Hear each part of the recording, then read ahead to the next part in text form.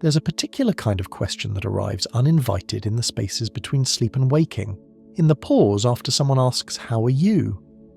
when the real answer is too complex for conversation. These questions don't knock politely. They slip through the cracks in your certainty, settle into the corners of your awareness like shadows that grow longer as daylight fades. We've been trained to prefer questions with answers, clean equations that resolve, problems that submit to logic. Our education rewards correct responses. Our careers depend on solving problems efficiently. Our social interactions revolve around exchanging verifiable information. We treat unanswered questions as temporary inconveniences, puzzles waiting for the right expert, the right technology, the right amount of focused attention to crack them open. But there exists another category entirely. Questions that resist solution not because they're poorly formed, but because they point towards something larger than resolution, deeper than knowledge, more essential than understanding. These are the questions that shape you not through their answers, but through their presence, their patient persistence, their willingness to accompany you through decades of attempted explanations that never quite satisfy the original wondering. Tonight, we're not seeking solutions. We're entering the labyrinth of questions that have no exit because they have no end. Questions that loop back on themselves like sacred geometry, creating spaces for contemplation rather than destinations for arrival. This isn't a test you can pass or fail. It's an invitation to wander in the territory between knowing and not knowing, to become comfortable in the discomfort of perpetual mystery. You won't answer these questions. That's not their purpose. They're more like tuning forks for consciousness, devices that help you notice the frequency at which mystery vibrates. Each question is an invitation to pause in a way that our culture rarely permits. Not the pause of confusion, but the pause of someone who's encountered something so vast that rushing toward comprehension would be violence against the experience itself. We begin with the most intimate mystery of all, the question of who and what you are when all the obvious answers fall away. Who are you when no one is watching? This question arrives in moments when performance becomes unnecessary, when the audience dissolves and you're left alone with whatever remains when the curtain falls. Not who you think you should be, not who others expect you to be, but who you are in the raw silence of your own company, in the privacy of thoughts no social media captures, where no professional obligations intrude, no family dynamics require navigation. In these unwitnessed moments, something emerges that might be closer to your essential nature, the you that exists before you remember to be anyone in particular. Maybe you sing off-key to music no one else would approve of. Maybe you have conversations with yourself that reveal thoughts you'd never share. Maybe your body relaxes into postures that feel authentic rather than appropriate. But even this creates its own paradox, because the moment you try to observe who you are when no one is watching, you become the watcher, and the watched becomes a performance for an audience of one. Perhaps the question isn't meant to be answered but lived, creating space for whatever wants to emerge when the pressure to be anyone in particular dissolves into simple presence. Are you the same person you were 5 years ago? Every cell in your body has replaced itself. Your thoughts have evolved, shaped by experiences you couldn't have imagined 5 years ago. Your fears have shifted, some dissolving entirely while new anxieties emerge from unpredictable directions. Your loves have changed, deepened, or faded in ways that your younger self might find impossible to understand. Yet something persists that calls itself by your name, that claims continuity with the person who existed in your body 5 years ago, who made decisions you're still living with, who formed relationships that continue shaping your current experience. What is this thread of identity that survives complete physical transformation, that maintains narrative coherence across fundamental change? Your 5 years ago self made choices based on information your current self might consider naive or wrong. They worried about things that now seem trivial, while remaining unaware of challenges that would soon become central. They planned a future that bears little resemblance to the present you're actually living. And yet you feel responsible for their decisions, connected to their experiences, protective of their reputation. This question touches something fundamental about identity itself. Whether you're a continuous being moving through time, or a series of related but distinct people sharing the same history, the same body, the same name, Whether the self is an entity or a process, a thing or a happening that's been grammatically frozen into the illusion of permanent substance. Where do you end and someone else begins? Your thoughts are shaped by every book you've read, carrying the mental DNA of authors whose names you might have forgotten, but whose ideas continue influencing how you process reality. Every conversation has left deposits in your consciousness, phrases that became part of your vocabulary, perspectives that shifted your worldview, arguments that refined or challenged your beliefs entirely. The fears you carry might not even be your own. Inherited anxiety from parents who inherited it from their parents. Cultural traumas passed down through generations.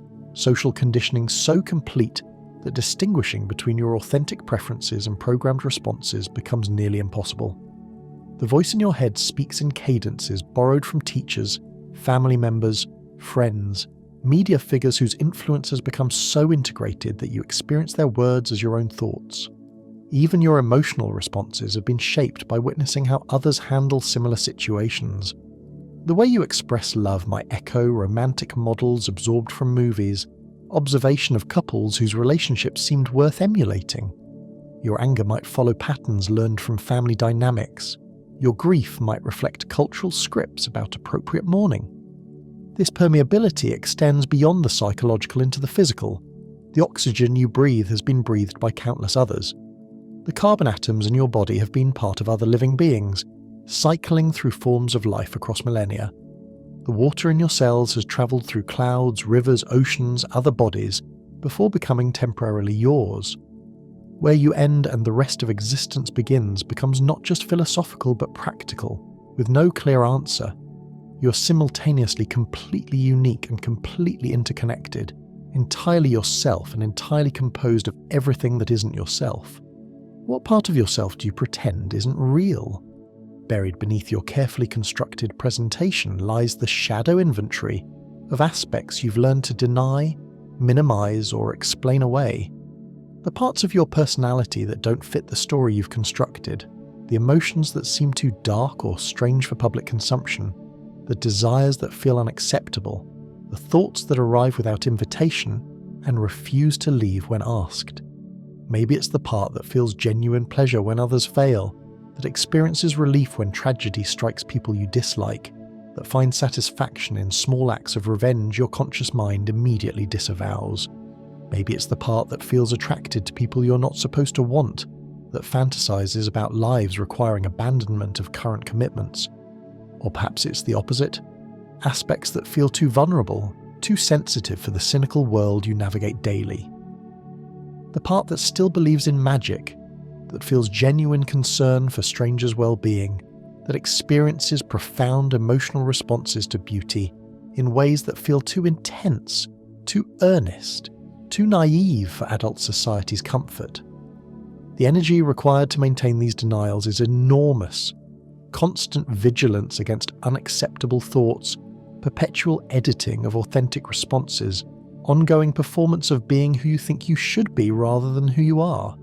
But what if the parts you pretend aren't real are actually the most real parts of you?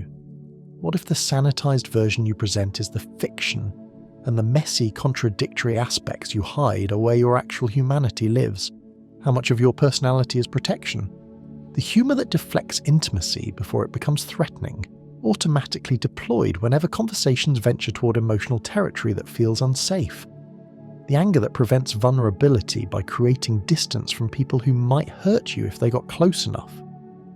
The competence that avoids dependence by ensuring you never need to ask for help, never have to trust others with essential needs. The agreeableness that sidesteps conflict by anticipating others' preferences and adapting before disagreement can emerge. The intensity that overwhelms people before they can reject you, creating such dramatic emotional experiences that others feel either completely captivated or completely exhausted, never indifferent enough to simply leave. These protective strategies developed for good reasons. They worked in environments where they were necessary for survival. The child who learned that being funny prevented punishment, that being angry kept predators at distance, that being competent earned love that was otherwise unavailable, that being agreeable maintained peace in chaotic family systems. but protective strategies that served you well in one context can become limitations in another. The humour that once saved you from harm might now prevent the deep connections you crave. The competence that once earned essential care might now prevent you from experiencing the joy of being supported, valued, chosen not for what you can provide but for who you are. What would remain if you removed all the defensive strategies you've developed? Would there be anything left? Or would you discover that your entire personality is protective armour with no essential self inside? Or would you find someone more vulnerable but also more real, more afraid but also more capable of genuine connection? Are your memories true, or just stories you've told too often? Memory isn't a recording device but a reconstruction process, more like historical fiction than documentary footage. Each time you remember something, you're not accessing the original experience but the last time you remembered it. Each recollection slightly altering the content, emphasis, emotional colouring of what you think you're preserving. The childhood memory that proves your parents didn't love you might have been one moment of frustration taken out of context from years of care. The romantic encounter that demonstrates your irresistible appeal might have been fueled more by the other person's loneliness than your particular attractiveness. The professional triumph that confirms your exceptional competence might have succeeded due to luck, timing, or other people's contributions that your memory has edited out. But the opposite might also be true. Memories that support negative self-assessment might be distorted in that direction, emphasizing moments of failure while forgetting evidence of success, highlighting rejection while overlooking acceptance. Your memory might be biased toward whatever story you've been telling about yourself, gathering evidence for narratives established years ago. This isn't necessarily conscious manipulation, it's how memory works, how identity maintains coherence across time by organizing experience into meaningful patterns, but it means that the foundation of your self-understanding might be more mythology than history, more creative writing than accurate reporting. What's your real voice? The one under the mask, beneath the professional voice that speaks in meetings, the family voice that navigates holidays, the social voice that manages friendships. Beneath all these carefully calibrated performances, what does your consciousness sound like when it's not trying to be understood or accepted or impressive? You've learned to modulate your tone for different audiences, to choose vocabulary that fits various contexts, to emphasize certain aspects of your thinking while downplaying others depending on what each situation requires. These aren't necessarily deceptions. They're social skills that allow you to communicate effectively across different relationships and environments. But somewhere underneath all this strategic communication might be a voice that doesn't consider its audience before speaking, that expresses thoughts in their original form rather than edited versions, that reveals the texture and rhythm of your actual thinking rather than cleaned-up presentations you offer to the world. This authentic voice might be weirder than your public speaking, more poetic or crude, more scattered or focused than any of the voices you use in social interaction. It might be the voice that emerges in prayer, in private writing, in conversations with yourself that no one else ever hears. Are you living your life or someone else's plan for you? The career path that seemed like your choice, but reflects your parents' values, their fears about financial security, their definitions of success and respectability. The relationship style that feels natural but actually echoes patterns you observed in your family of origin, romantic scripts absorbed from movies and books, social expectations about how love should look when it's healthy. How much of what you call your life represents authentic choice versus sophisticated internalization of others' preferences? The city where you live might reflect practical considerations rather than the environment that actually nurtures your spirit. The way you spend free time might be influenced more by available options and social pressure than by activities that genuinely restore you. Even your resistance to certain expectations might be reactive rather than authentic, choosing the opposite of what your parents wanted, not because it aligns with your desires, but because opposition feels like independence. Rebellion feels like authenticity. Living your own life might not mean rejecting all guidance from others, but becoming more conscious of which influences you want to accept and which you want to resist, which inherited plans you want to embrace and which you want to modify or abandon entirely. What do you believe about yourself that no one can talk you out of? Below the surface of rational self-assessment live convictions about your nature that feel more fundamental than facts. These might be beliefs about your basic worthiness or unworthiness, your essential competence or incompetence, your capacity for love or your destiny for isolation, your potential for growth or your fixed limitations. You might believe at a level deeper than logic that you're fundamentally flawed in ways that can be managed but never fully corrected, that any success you achieve is temporary and will eventually be revealed as fraud or luck. Or you might believe with equal irrationality that you're destined for something special, that your struggles are preparation for future greatness.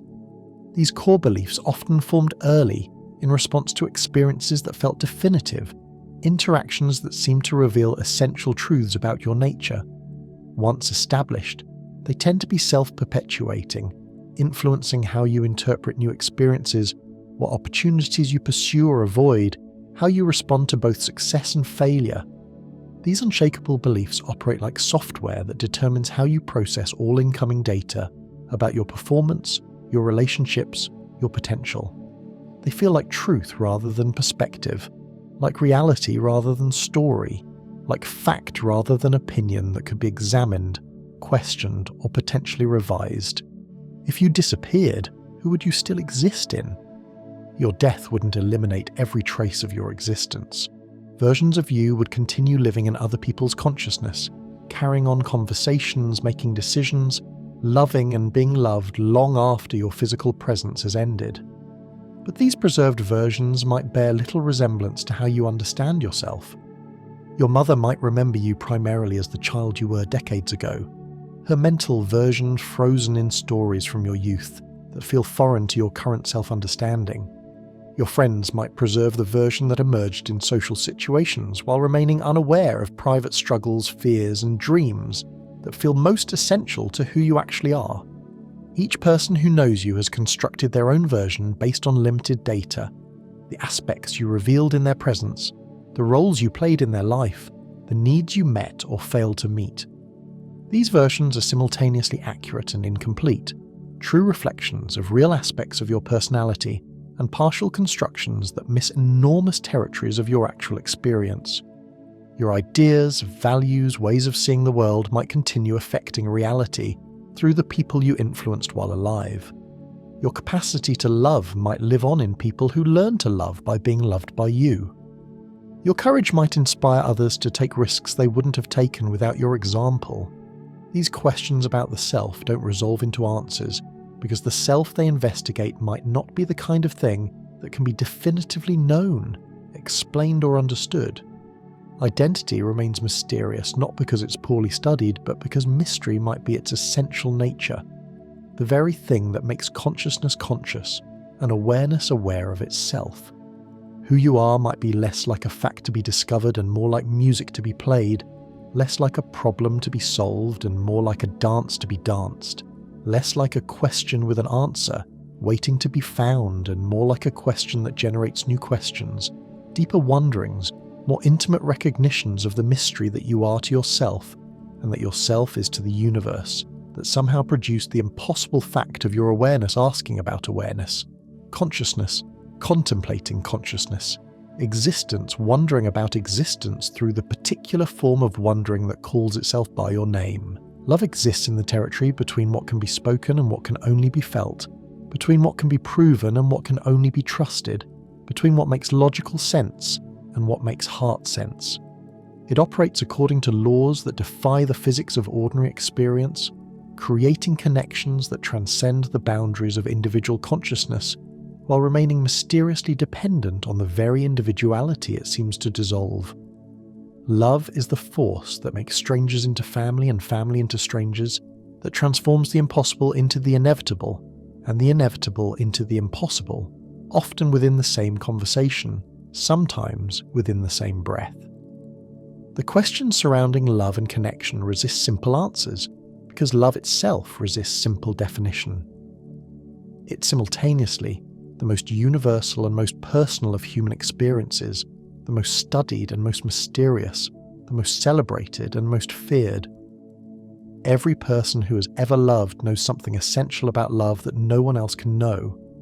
while simultaneously knowing almost nothing about love that applies reliably to anyone else's experience.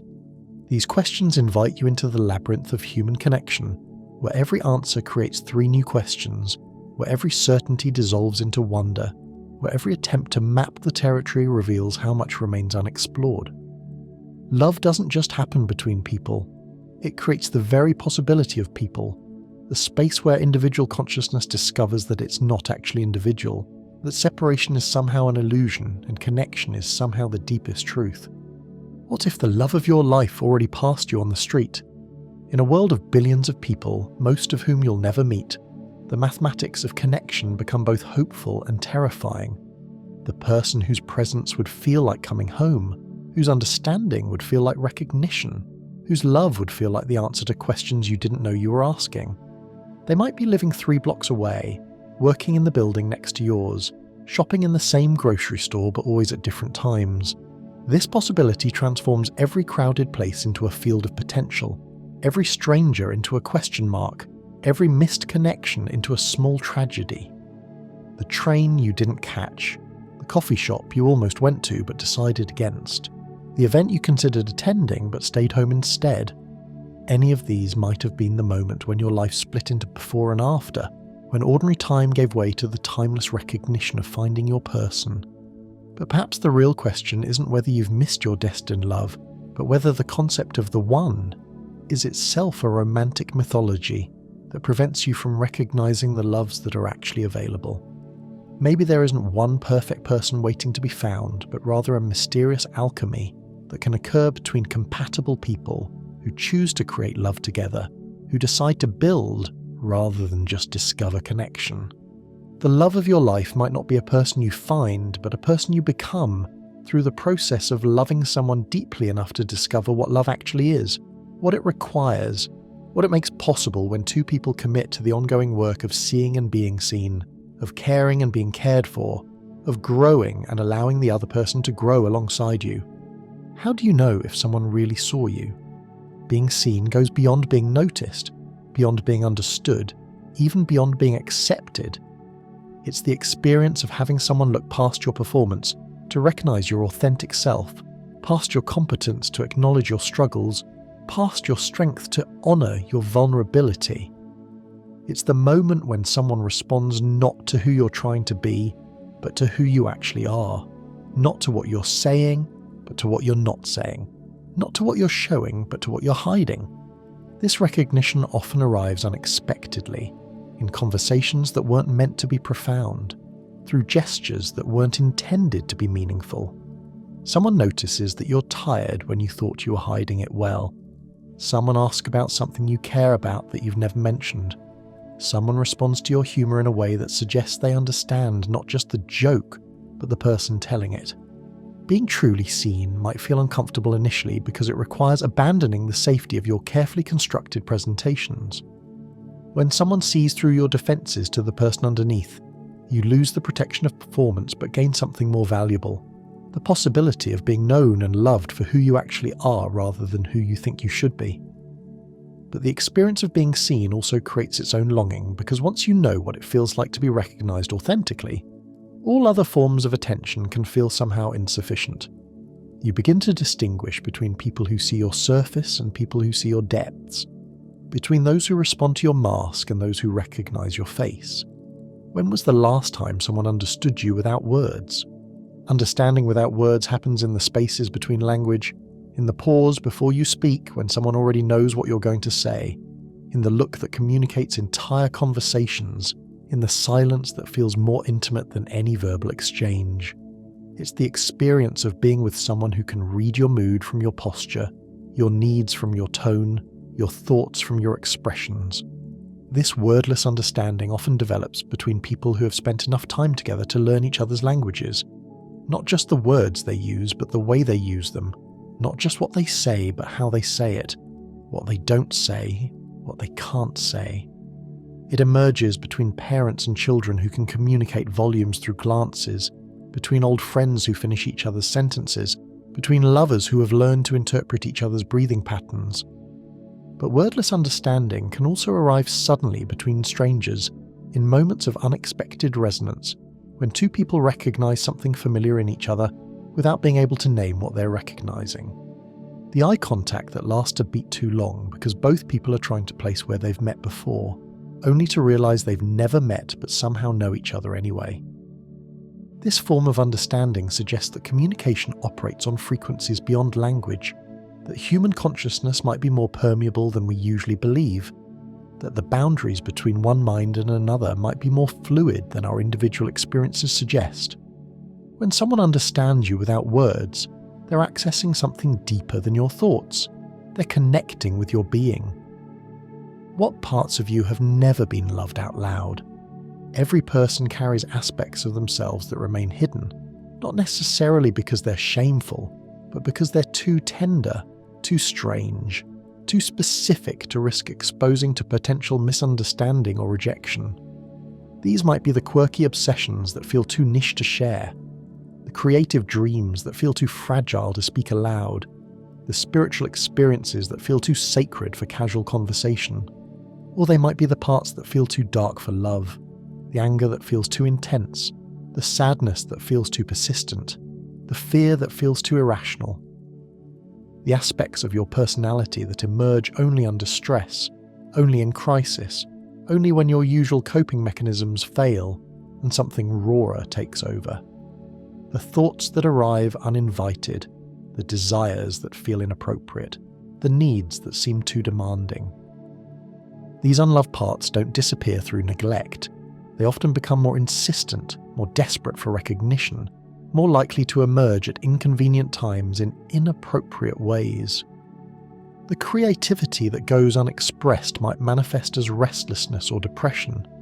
The anger that goes unacknowledged might become passive aggression or chronic resentment. The vulnerability that goes unwitnessed might become emotional numbness or hypervigilance. Being loved out loud for these hidden aspects of yourself requires tremendous courage, because it means risking rejection of your most authentic self.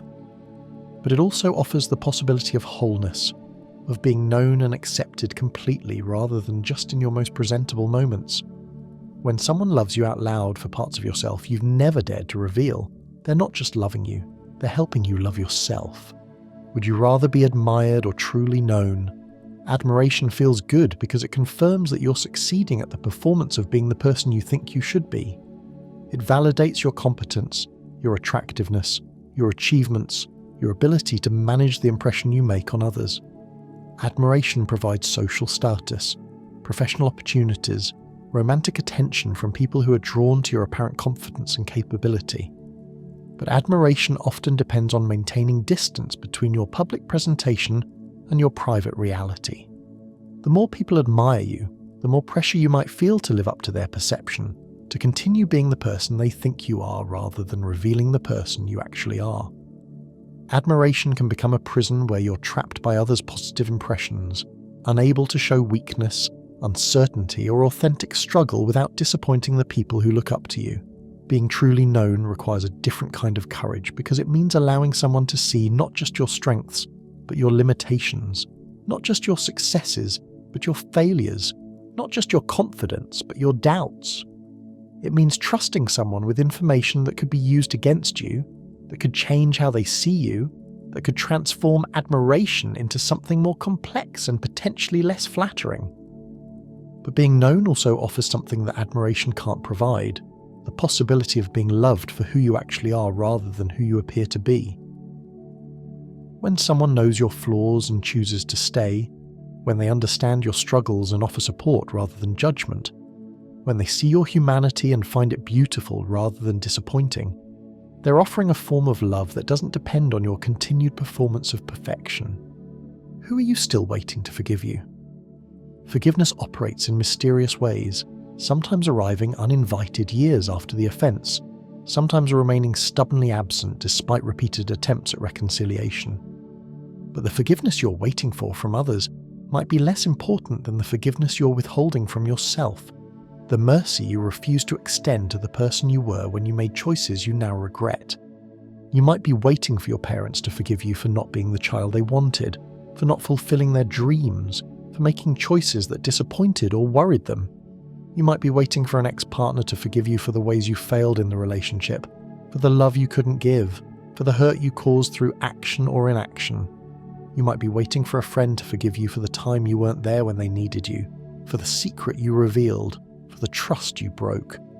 But sometimes the person you're most desperately waiting to receive forgiveness from is no longer alive, no longer accessible, no longer capable of offering the absolution that might free you from the weight of unresolved guilt. In these cases, forgiveness becomes a one-sided transaction, a gift you give to yourself not because you deserve it, but because carrying the guilt serves no one, helps nothing, heals nothing. The forgiveness you're waiting for might never come, not because you don't deserve it, but because the other person isn't capable of offering it, isn't ready to let go of their hurt, isn't able to see past their own pain to recognize your genuine remorse.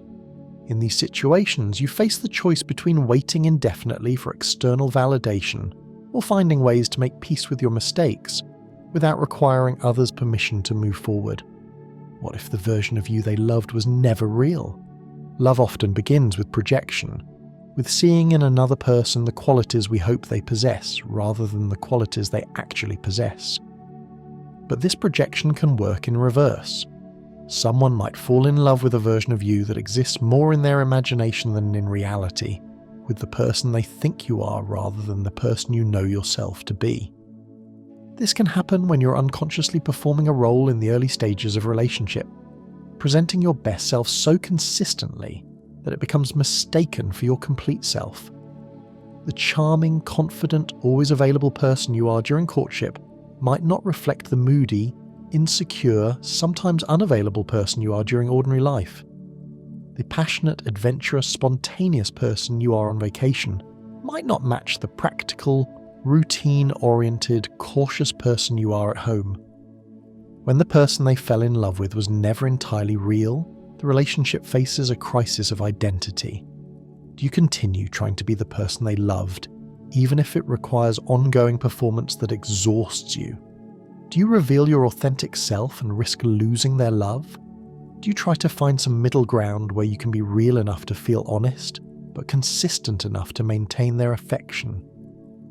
This dilemma suggests that sustainable love requires falling in love again, repeatedly, with the real person who emerges as the performance becomes impossible to maintain. The love that lasts isn't love for a fantasy, but love that can adapt to reality, that can find beauty in the ordinary person behind the extraordinary impression, that can choose the real over the ideal when the two prove to be different. What's the difference between being wanted and being chosen? Being wanted feels intoxicating because it suggests that you possess something desirable, that your presence creates pleasure, that your attention is worth pursuing. Want implies passion, attraction, the kind of magnetic pull that makes someone seek you out, think about you when you're not around, prioritize time with you over other options. Being wanted makes you feel valuable, attractive, worthy of pursuit. But want can be temporary, conditional, based on qualities that might change or circumstances that might shift.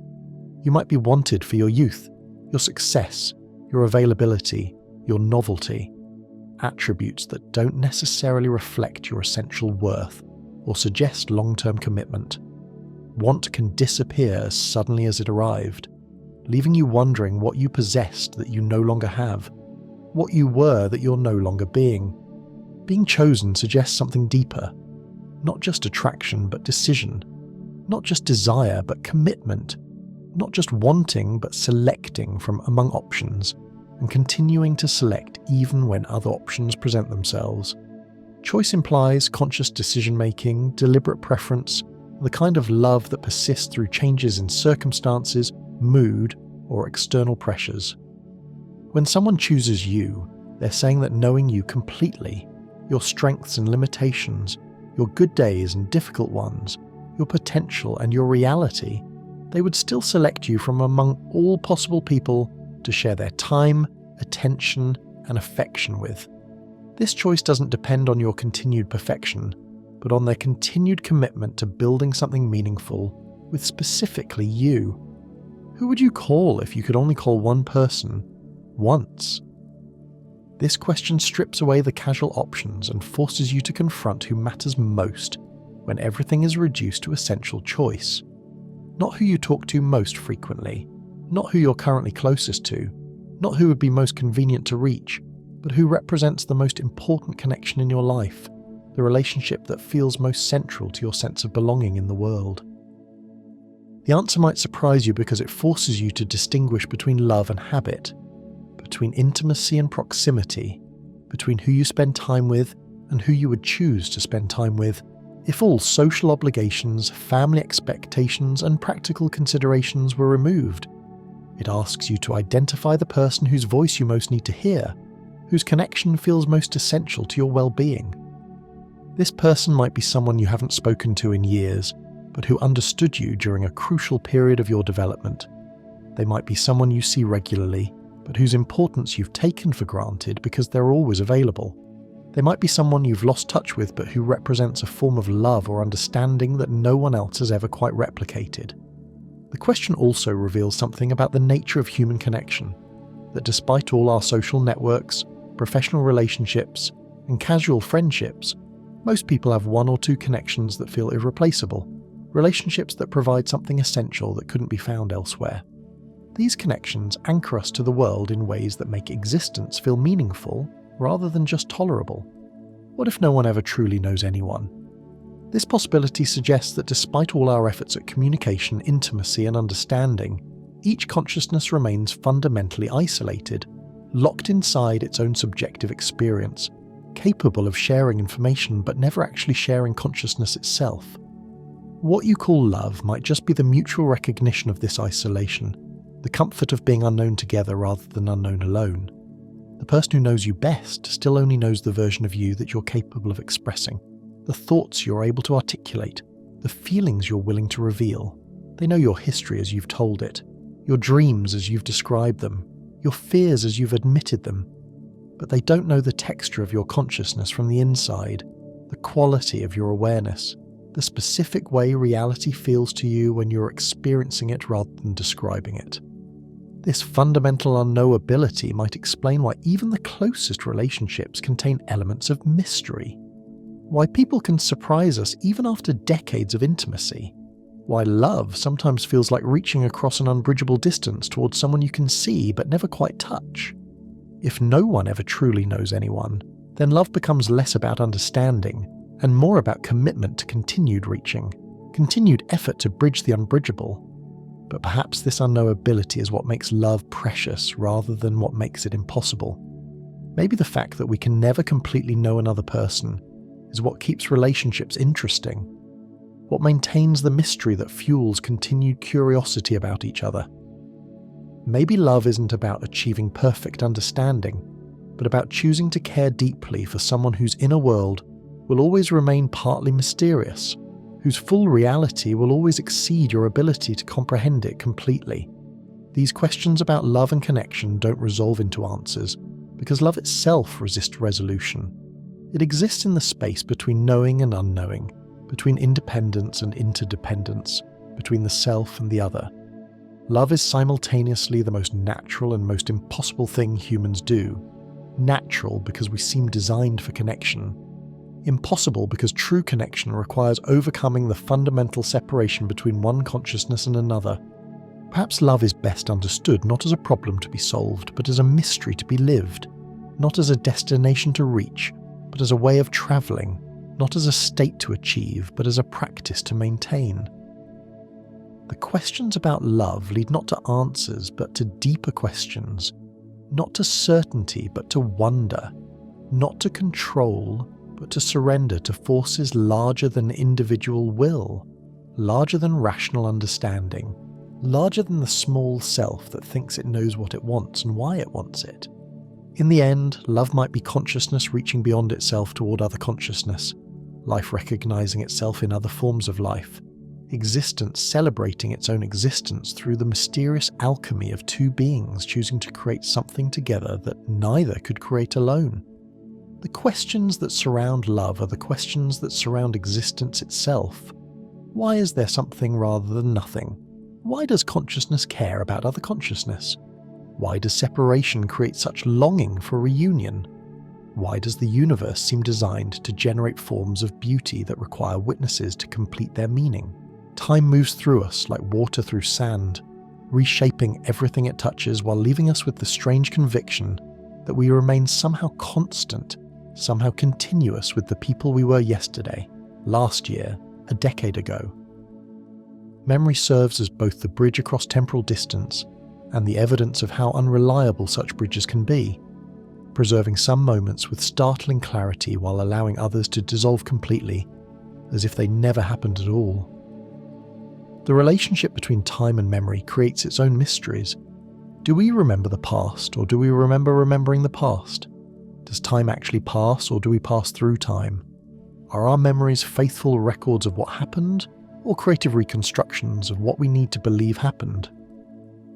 These questions resist simple answers because they probe the fundamental nature of consciousness itself, the strange capacity of awareness to be present in one moment, while simultaneously containing echoes of countless other moments.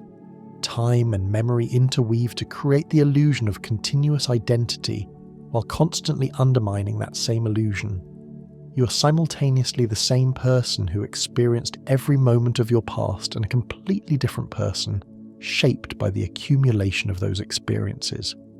Your memories connect you to your history, while demonstrating how much of that history has been lost, transformed, or reimagined through the strange alchemy of recollection. What moment are you still living inside? Some experiences refuse to become past tense, remaining perpetually present in your consciousness despite the calendar's insistence that they occurred years or decades ago.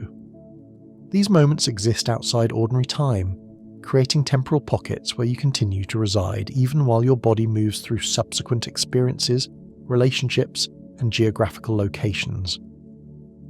This persistent moment might be traumatic, the accident that taught you how quickly everything can change, the loss that introduced you to the reality of impermanence, the betrayal that shattered your faith in people you thought you could trust.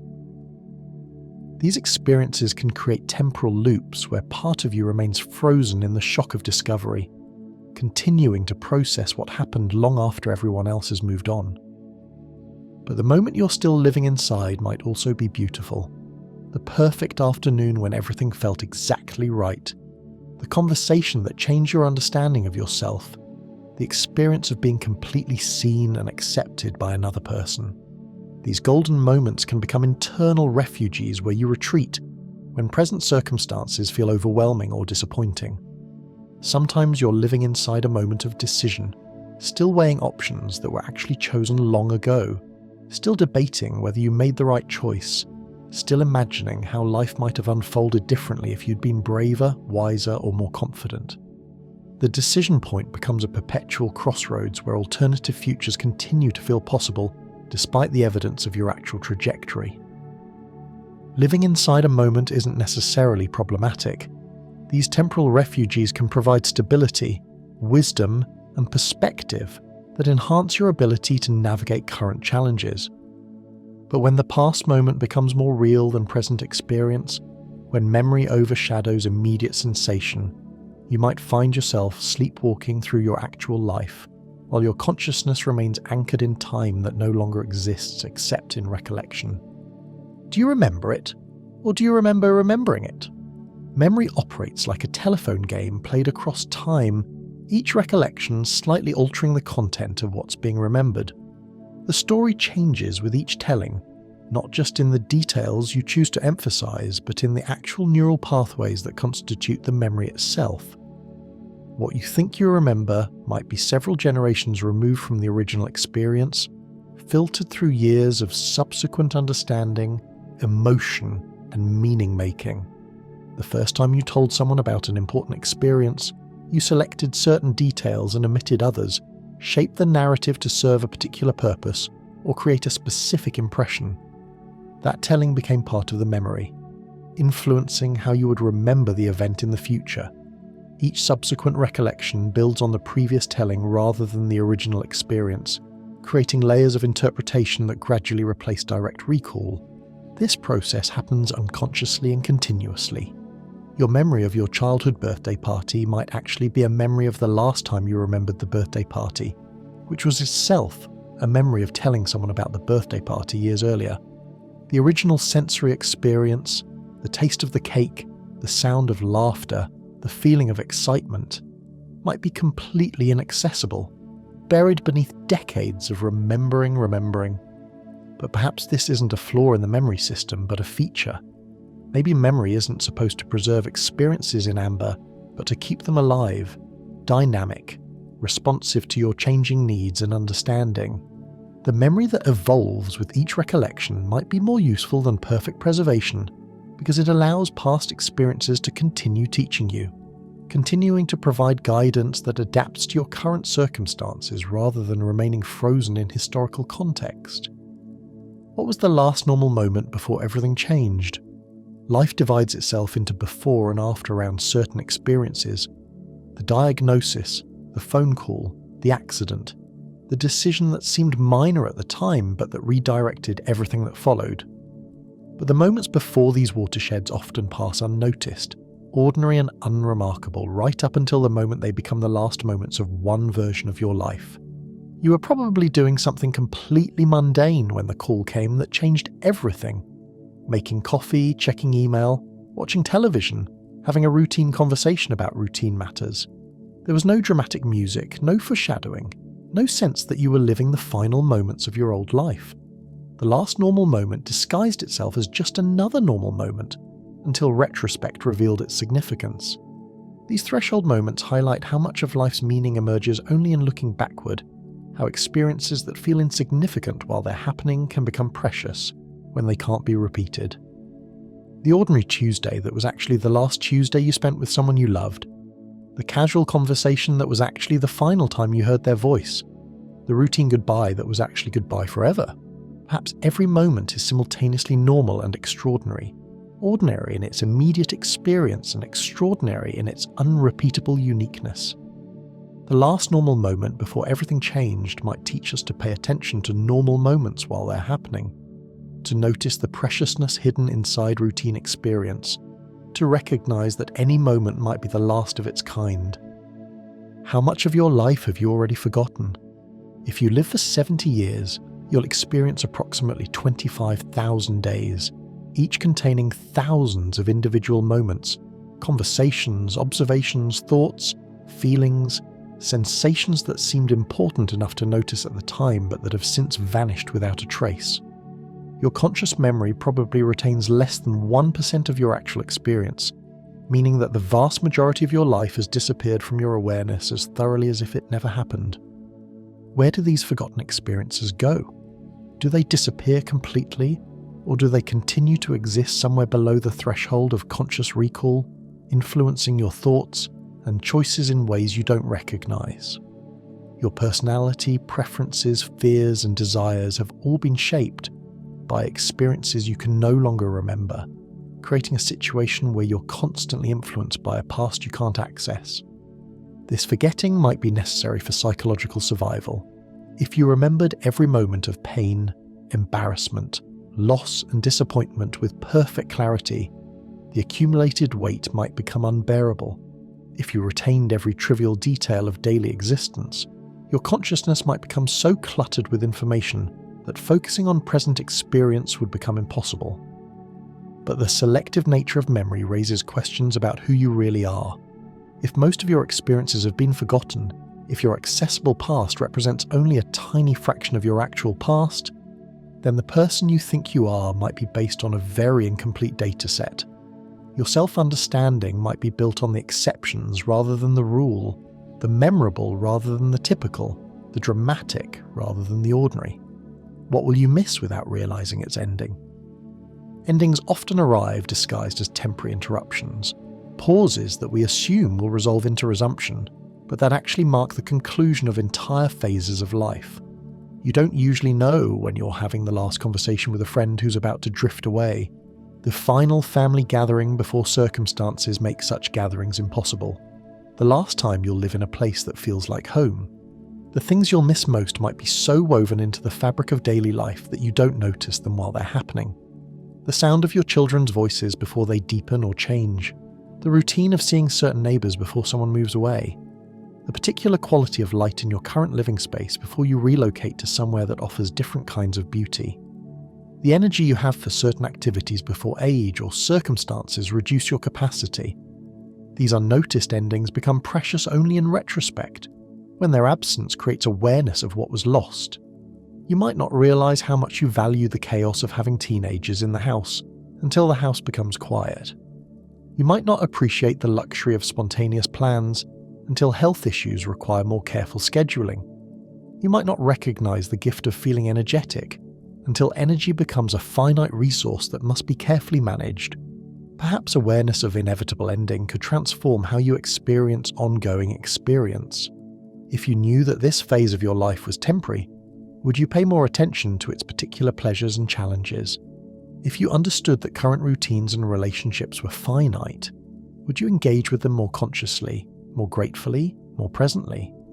How many last times passed without notice? Your life is punctuated by final experiences that announce themselves: graduation ceremonies, retirement parties, funeral services that explicitly mark conclusions. But for every acknowledged ending, there are dozens of unannounced last times that slip by unrecognized until much later, when their significance becomes clear only through absence. The last time you carried your child to bed before they became too big or too independent to want carrying. The last time you called your parents for advice before becoming the person others call for guidance. The last time you stayed up all night talking with friends before adult responsibilities made such luxury impossible. The last time you felt young before some combination of experiences and years shifted your relationship to time and possibility. These unnoticed last times often involve simple pleasures that you assumed would always be available. The last time you read bedtime stories, the last time you played a particular game, the last time you visited a place that would later become inaccessible or be demolished. They mark the end of phases that seemed permanent while they were happening, but that revealed their temporary nature only in retrospect. The accumulation of unnoticed last times creates a particular form of nostalgic grief, mourning for experiences you didn't know you were losing while you were losing them. But perhaps this unconscious letting go is merciful. If you were aware that every experience might be the last of its kind, if you tried to memorize every moment as it passed, the weight of constant farewell might make living itself impossible. What if your best memory never actually happened? Memory and imagination use similar neural pathways, making it sometimes impossible to distinguish between experiences that occurred and experiences that were imagined so vividly that they feel like memories. Your most treasured recollection might be a composite of several different experiences, a story that your mind assembled from fragments of reality and possibility to create something more satisfying than what actually happened. This doesn't necessarily mean your memory is lying to you. It might mean your memory is creating something more true than factual accuracy alone could provide. The conversation that feels perfectly meaningful in memory might never have happened exactly as you remember it, but the meaning it represents might be completely authentic, reflecting something real about your relationship with another person, even if the specific words were never actually spoken. Memory might be less interested in preserving literal truth than in maintaining emotional truth, creating narratives that capture the essence of experiences even when the details have been edited for coherence, meaning, or psychological comfort. Your best memory might be your mind's artistic interpretation of reality rather than its documentary record, your consciousness creating the past you needed to have rather than preserving the past you actually had. But if your best memory never actually happened, what does this say about the reliability of memory in general? How much of your sense of self is based on stories that your mind has constructed, rather than experiences that your body actually lived through? And if memory is partly fictional, does this make it less valuable? Or does it reveal memory's creative power, its ability to transform raw experience into meaningful narrative? Does time move, or do we?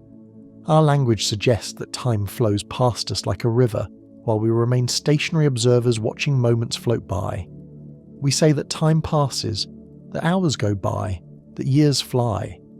But perhaps we're the ones moving through time like travellers through landscape, encountering moments that remain fixed in their eternal positions, while our consciousness journeys from one temporal location to another. This perspective would suggest that your childhood still exists somewhere, not just in memory, but in the actual fabric of reality, occupying the same temporal coordinates where it always existed. Your future might already exist as well, waiting to be encountered through the forward movement of your consciousness through time's geography. The present moment wouldn't be the only real moment, but simply the moment you're currently occupying through the mysterious process of temporal travel. From this view, memory wouldn't be about preserving the past, but about maintaining connection to temporal locations you've already visited. Forgetting wouldn't mean that experiences disappear, but that you lose the ability to travel backward through time to revisit them. The nostalgic longing for past experiences might be homesickness, for places in time where you used to live but can't return to, at least not through ordinary consciousness. But these metaphors, time as river, time as landscape, consciousness as traveller, might all be inadequate attempts to comprehend something that transcends spatial analogies. Perhaps time doesn't move, and we don't move through time, but rather time and consciousness are so intertwined that asking about their relationship is like asking whether waves move through water, or water moves through waves. The question might reveal the limitations of human conceptual frameworks, rather than pointing toward answerable mysteries. Where does the past go when it's over? The moment that just passed, where did it go? 5 seconds ago, you were reading a different sentence, thinking slightly different thoughts, occupying a marginally different relationship to time and space. That experience was real, immediate, present.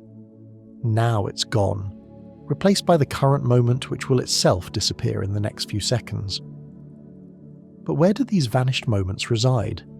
Perhaps the past doesn't go anywhere because going implies spatial movement, and time might not operate according to spatial logic. Maybe the past remains exactly where it always was, in the past, while our consciousness moves forward, unable to return to previous temporal locations but able to carry traces, echoes, memories of where we've been. Or perhaps the past lives on in the present moment in ways we don't usually recognize.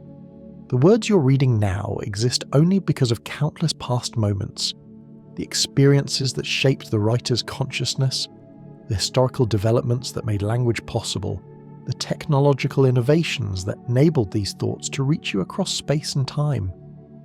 Every present moment is densely packed with past, making the distinction between past and present more fluid than our experience suggests. The past might also continue to exist in parallel timelines, alternative realities where different choices were made, different possibilities were actualized. The version of yourself that made different decisions might still be living in temporal dimensions that remain accessible through imagination, dreams, or regret. The past wouldn't be gone, but relocated to regions of reality that ordinary consciousness can't visit.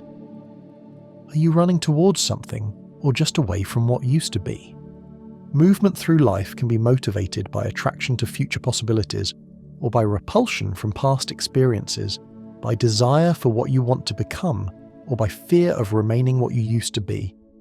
These different forms of motivation create different qualities of forward momentum, different relationships to time, different approaches to change and growth. Running towards something implies vision, hope, the magnetic pull of possibilities that feel worth pursuing.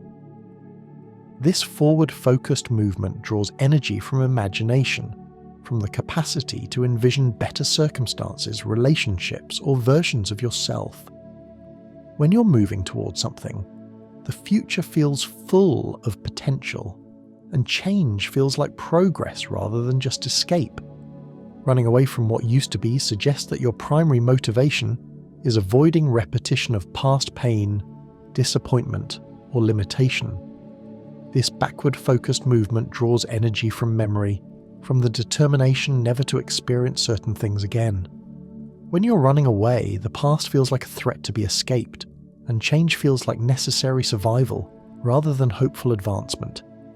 But perhaps most human movement combines both motivations.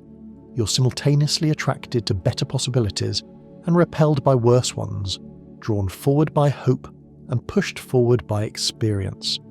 The question becomes whether your movement through time feels primarily like approach or avoidance, whether you're more motivated by what you want to gain or what you want to lose, whether your relationship to time feels more like courtship or escape. Understanding your primary motivation might reveal something important about how you relate to change, growth, and the future.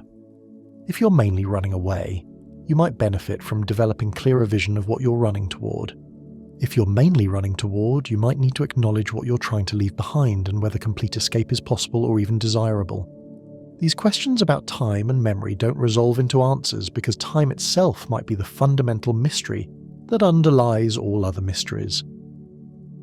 How consciousness relates to time, how experience becomes memory, how the present moment emerges from and dissolves back into temporal flow.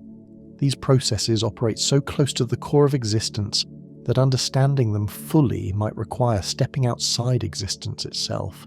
Perhaps time and memory work together to create the illusion of continuous identity, while simultaneously revealing the fluid, provisional nature of that identity. You are the same person who lived through your past, and a different person who was created by living through that past. Your memories connect you to your history and demonstrate how much of that history has been transformed through the mysterious alchemy of recollection. The questions about time lead not to answers but to wonder, not to control but to acceptance of forces larger than individual will, larger than rational comprehension. Time might be consciousness experiencing itself as sequence. Memory might be love's attempt to make the temporary permanent, and the mystery of temporal existence might be exactly what makes existence mysterious rather than merely mechanical, magical rather than merely logical, meaningful rather than merely factual. In the end, you are a temporary arrangement of matter and energy that has somehow developed the capacity to be aware of its own temporality, to remember its past and imagine its future, to experience time as both limitation and possibility. The questions that surround time and memory are the questions that surround consciousness itself, how awareness emerges from matter, how meaning emerges from sequence, how love emerges from the strange capacity of temporary beings to care about their own impermanence and the impermanence of everything they learn to treasure. Death exists as both the most certain and most mysterious aspect of human existence, the one experience that every person will have but that no living person can describe. It operates as the ultimate deadline, the final punctuation mark that gives shape to everything that precedes it. The invisible presence that makes every moment precious precisely because every moment is finite. Death is simultaneously the end of individual consciousness and the force that creates meaning within individual consciousness, the ultimate limitation that paradoxically enables freedom, choice, and significance.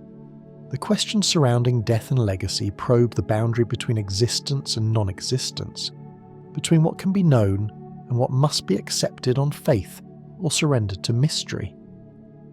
They ask not just what happens when life ends, but what it means that life ends, not just how we die, but how awareness of mortality shapes the way we live, love, and understand ourselves in relationship to time, meaning, and the continuation of existence beyond our individual participation in it.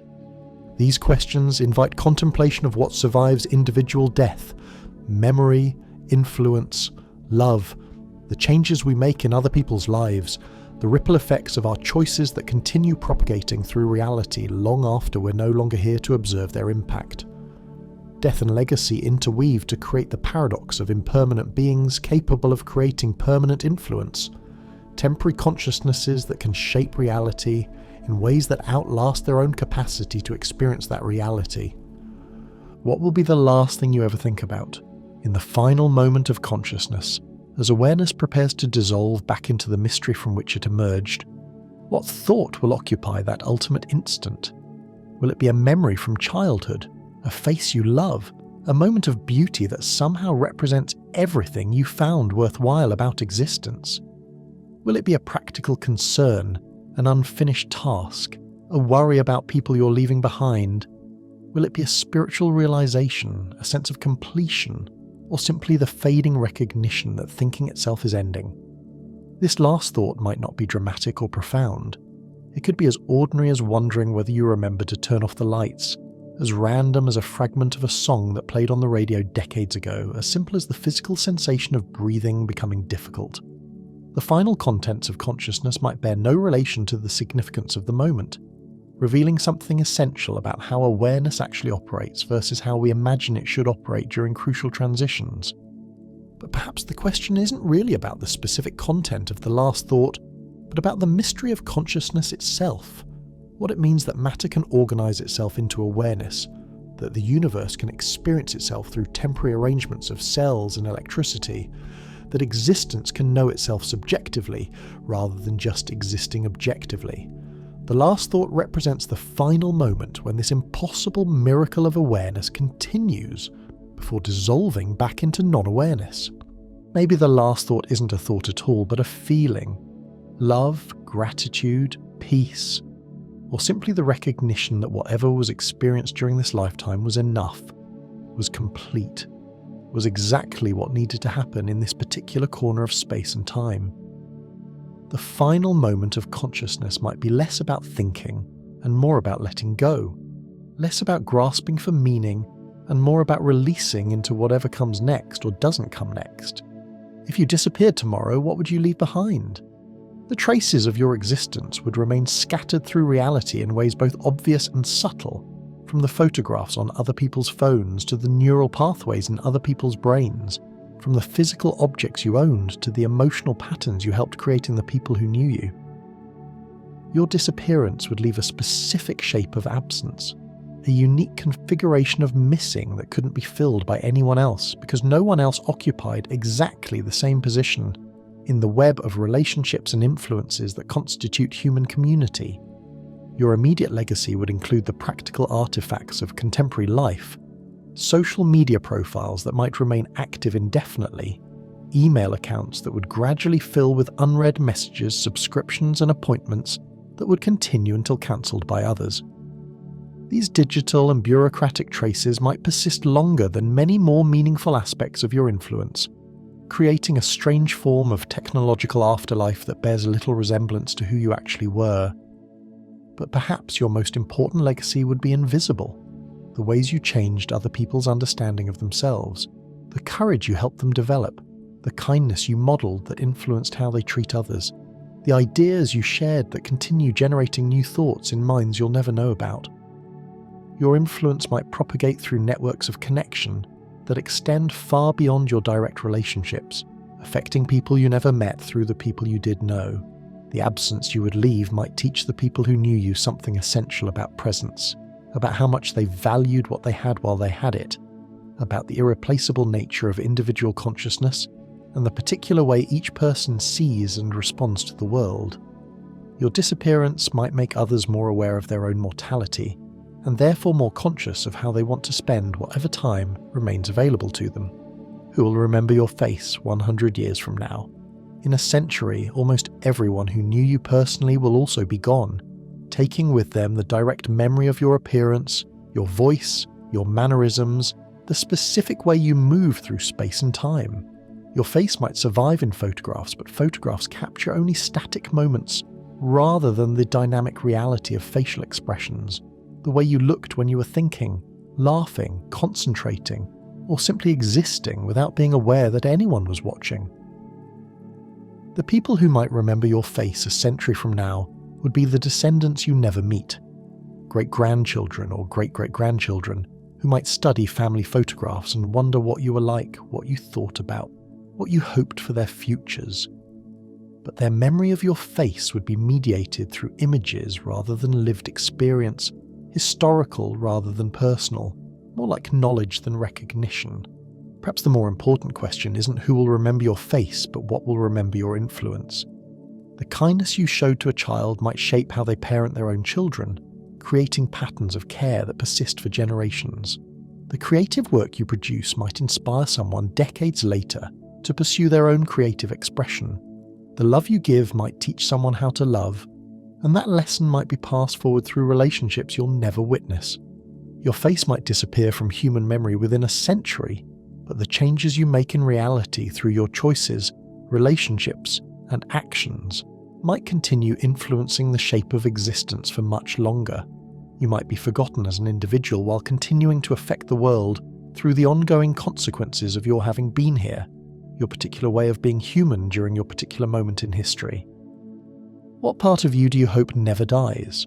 Beyond the obvious hope for continued consciousness or spiritual persistence, this question asks what aspects of your being feel so essential that their extinction would represent not just personal loss, but cosmic loss.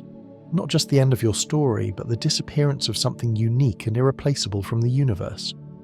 These might be qualities that feel larger than your individual personality. Your capacity for wonder, your ability to find beauty in ordinary moments, your gift for making other people feel seen and valued. Perhaps you hope your curiosity never dies because it represents something fundamental about consciousness itself, the mysterious drive to understand, explore, and question that seems built into awareness. Maybe you hope your capacity for love persists because it feels like participation in something larger than individual emotion, connection to the force that binds existence together and makes meaning possible. Or perhaps what you hope never dies isn't a quality but a perspective, your particular way of seeing the world that nobody else shares, your specific combination of experiences and insights that creates a viewpoint that has never existed before and will never exist again. Your individual consciousness represents a unique experiment in awareness, a one-time only arrangement of matter and energy that can perceive, understand, and respond to reality in ways that are completely your own. The part of you that you hope never dies might be the part that loves most deeply, creates most authentically, or understands most clearly. It might be your sense of humour, your resilience in the face of difficulty, your ability to find hope when circumstances seem hopeless. These qualities might feel too valuable to lose, too important to the overall project of existence to be eliminated when your individual participation in that project ends. What story will be told about you when you're gone? The narrative that emerges about your life after you're no longer here to correct, clarify, or complicate it will be assembled from the memories, impressions, and interpretations of people who knew different aspects of your personality during different periods of your development. This posthumous story might bear little resemblance to your own understanding of who you were, what you struggled with, what mattered most to you during your years of living. Your family might remember primarily your role within family dynamics, the good child or the difficult one, the reliable provider or the creative dreamer, the peacemaker or the troublemaker. Your friends might emphasize your social qualities, your humor, your loyalty, your availability during their times of need. Your colleagues might focus on your professional contributions while remaining unaware of your private passions, fears, or spiritual questions. The story told about you might omit entirely the internal experiences that felt most significant to you, the struggles with self-doubt that nobody knew about, the creative projects you never shared, the spiritual insights that arrived during solitary moments, the quiet acts of kindness that you didn't want recognition for. The public narrative might emphasize achievements while overlooking the processes of growth, failure, and learning that created those achievements. But perhaps the story told about you after you're gone isn't meant to be accurate biography, but rather meaningful mythology, narrative that serves the needs of the people doing the telling rather than historical documentation of your actual experience. The story might reveal more about what others valued in you than about what you valued in yourself, more about how your life affected others than about how your life felt to live from the inside. What if your legacy isn't yours to decide? You might spend years carefully cultivating a particular image, building towards specific achievements, trying to ensure that your life adds up to something meaningful and memorable. But the actual impact of your existence might have nothing to do with your intentional efforts, and everything to do with casual interactions, unconscious influences, side effects of your choices that you never planned or anticipated. The child you smiled at in the grocery store might remember that moment of kindness for decades, using it as evidence that the world contains good people during their own difficult times. The co-worker you helped with a project might learn from your approach to problem solving and apply those lessons throughout their career. The stranger you gave directions to might arrive at their destination on time because of your assistance, leading to experiences that wouldn't have been possible without your brief intervention. Your legacy might be written by accident rather than intention, created through the accumulation of moments you didn't think were significant, rather than through the projects you considered your most important work. The book you spent years writing might be forgotten, while the letter you dashed off to a friend becomes the thing that helps them through a crisis and changes the direction of their life. This lack of control over legacy might be liberating rather than frustrating, because it suggests that you don't need to achieve greatness in any conventional sense to make a meaningful contribution to existence. Your influence might be profound precisely because it's unconscious, natural, arising from who you authentically are rather than from who you're trying to appear to be. How many versions of you already died? Throughout your life, you've been dozens of different people sharing the same name and body, but possessing different beliefs, priorities, fears, and dreams. The child you were has died and been replaced by the teenager, who died and was replaced by the young adult, who died and was replaced by whoever you are now. Each transition involved the death of a previous version of yourself, complete with that version's particular way of understanding the world and their place in it. These deaths of former selves often pass unnoticed because they happen gradually and because the essential continuity of memory and identity masks the fundamental changes in personality, perspective, and possibility. But sometimes you catch glimpses of these deceased versions of yourself in old photographs, journal entries, or conversations with people who knew you during earlier phases of your development. The person who was afraid of things you now consider trivial, who was excited about goals you now consider naive, who was certain about beliefs you now question. That person was real, lived fully, made decisions that affected your current situation. Their death was as complete as any biological death, but it happened without ceremony, without recognition, without grief for what was lost in the transition to who you became next. Perhaps these multiple deaths and rebirths within a single lifetime prepare you for the final death that will end the entire sequence. Maybe learning to let go of former versions of yourself teaches you how to let go of yourself entirely when the time comes. Or perhaps these internal deaths reveal that what you call death is actually just another transition, another transformation in the ongoing evolution of whatever you essentially are beneath all the temporary identities you've inhabited. What would you do differently if you knew the exact date? Knowing your death date would transform time from an apparently infinite resource into a clearly defined quantity, changing how you evaluate choices, relationships, and opportunities. Would you spend your remaining time differently if you knew exactly how much was left? Would you be more selective about what deserves your attention, more generous with expressions of love, more focused on experiences that feel meaningful rather than activities that feel merely productive? Perhaps you would simplify your life dramatically, eliminating everything that doesn't contribute to joy, connection, or growth.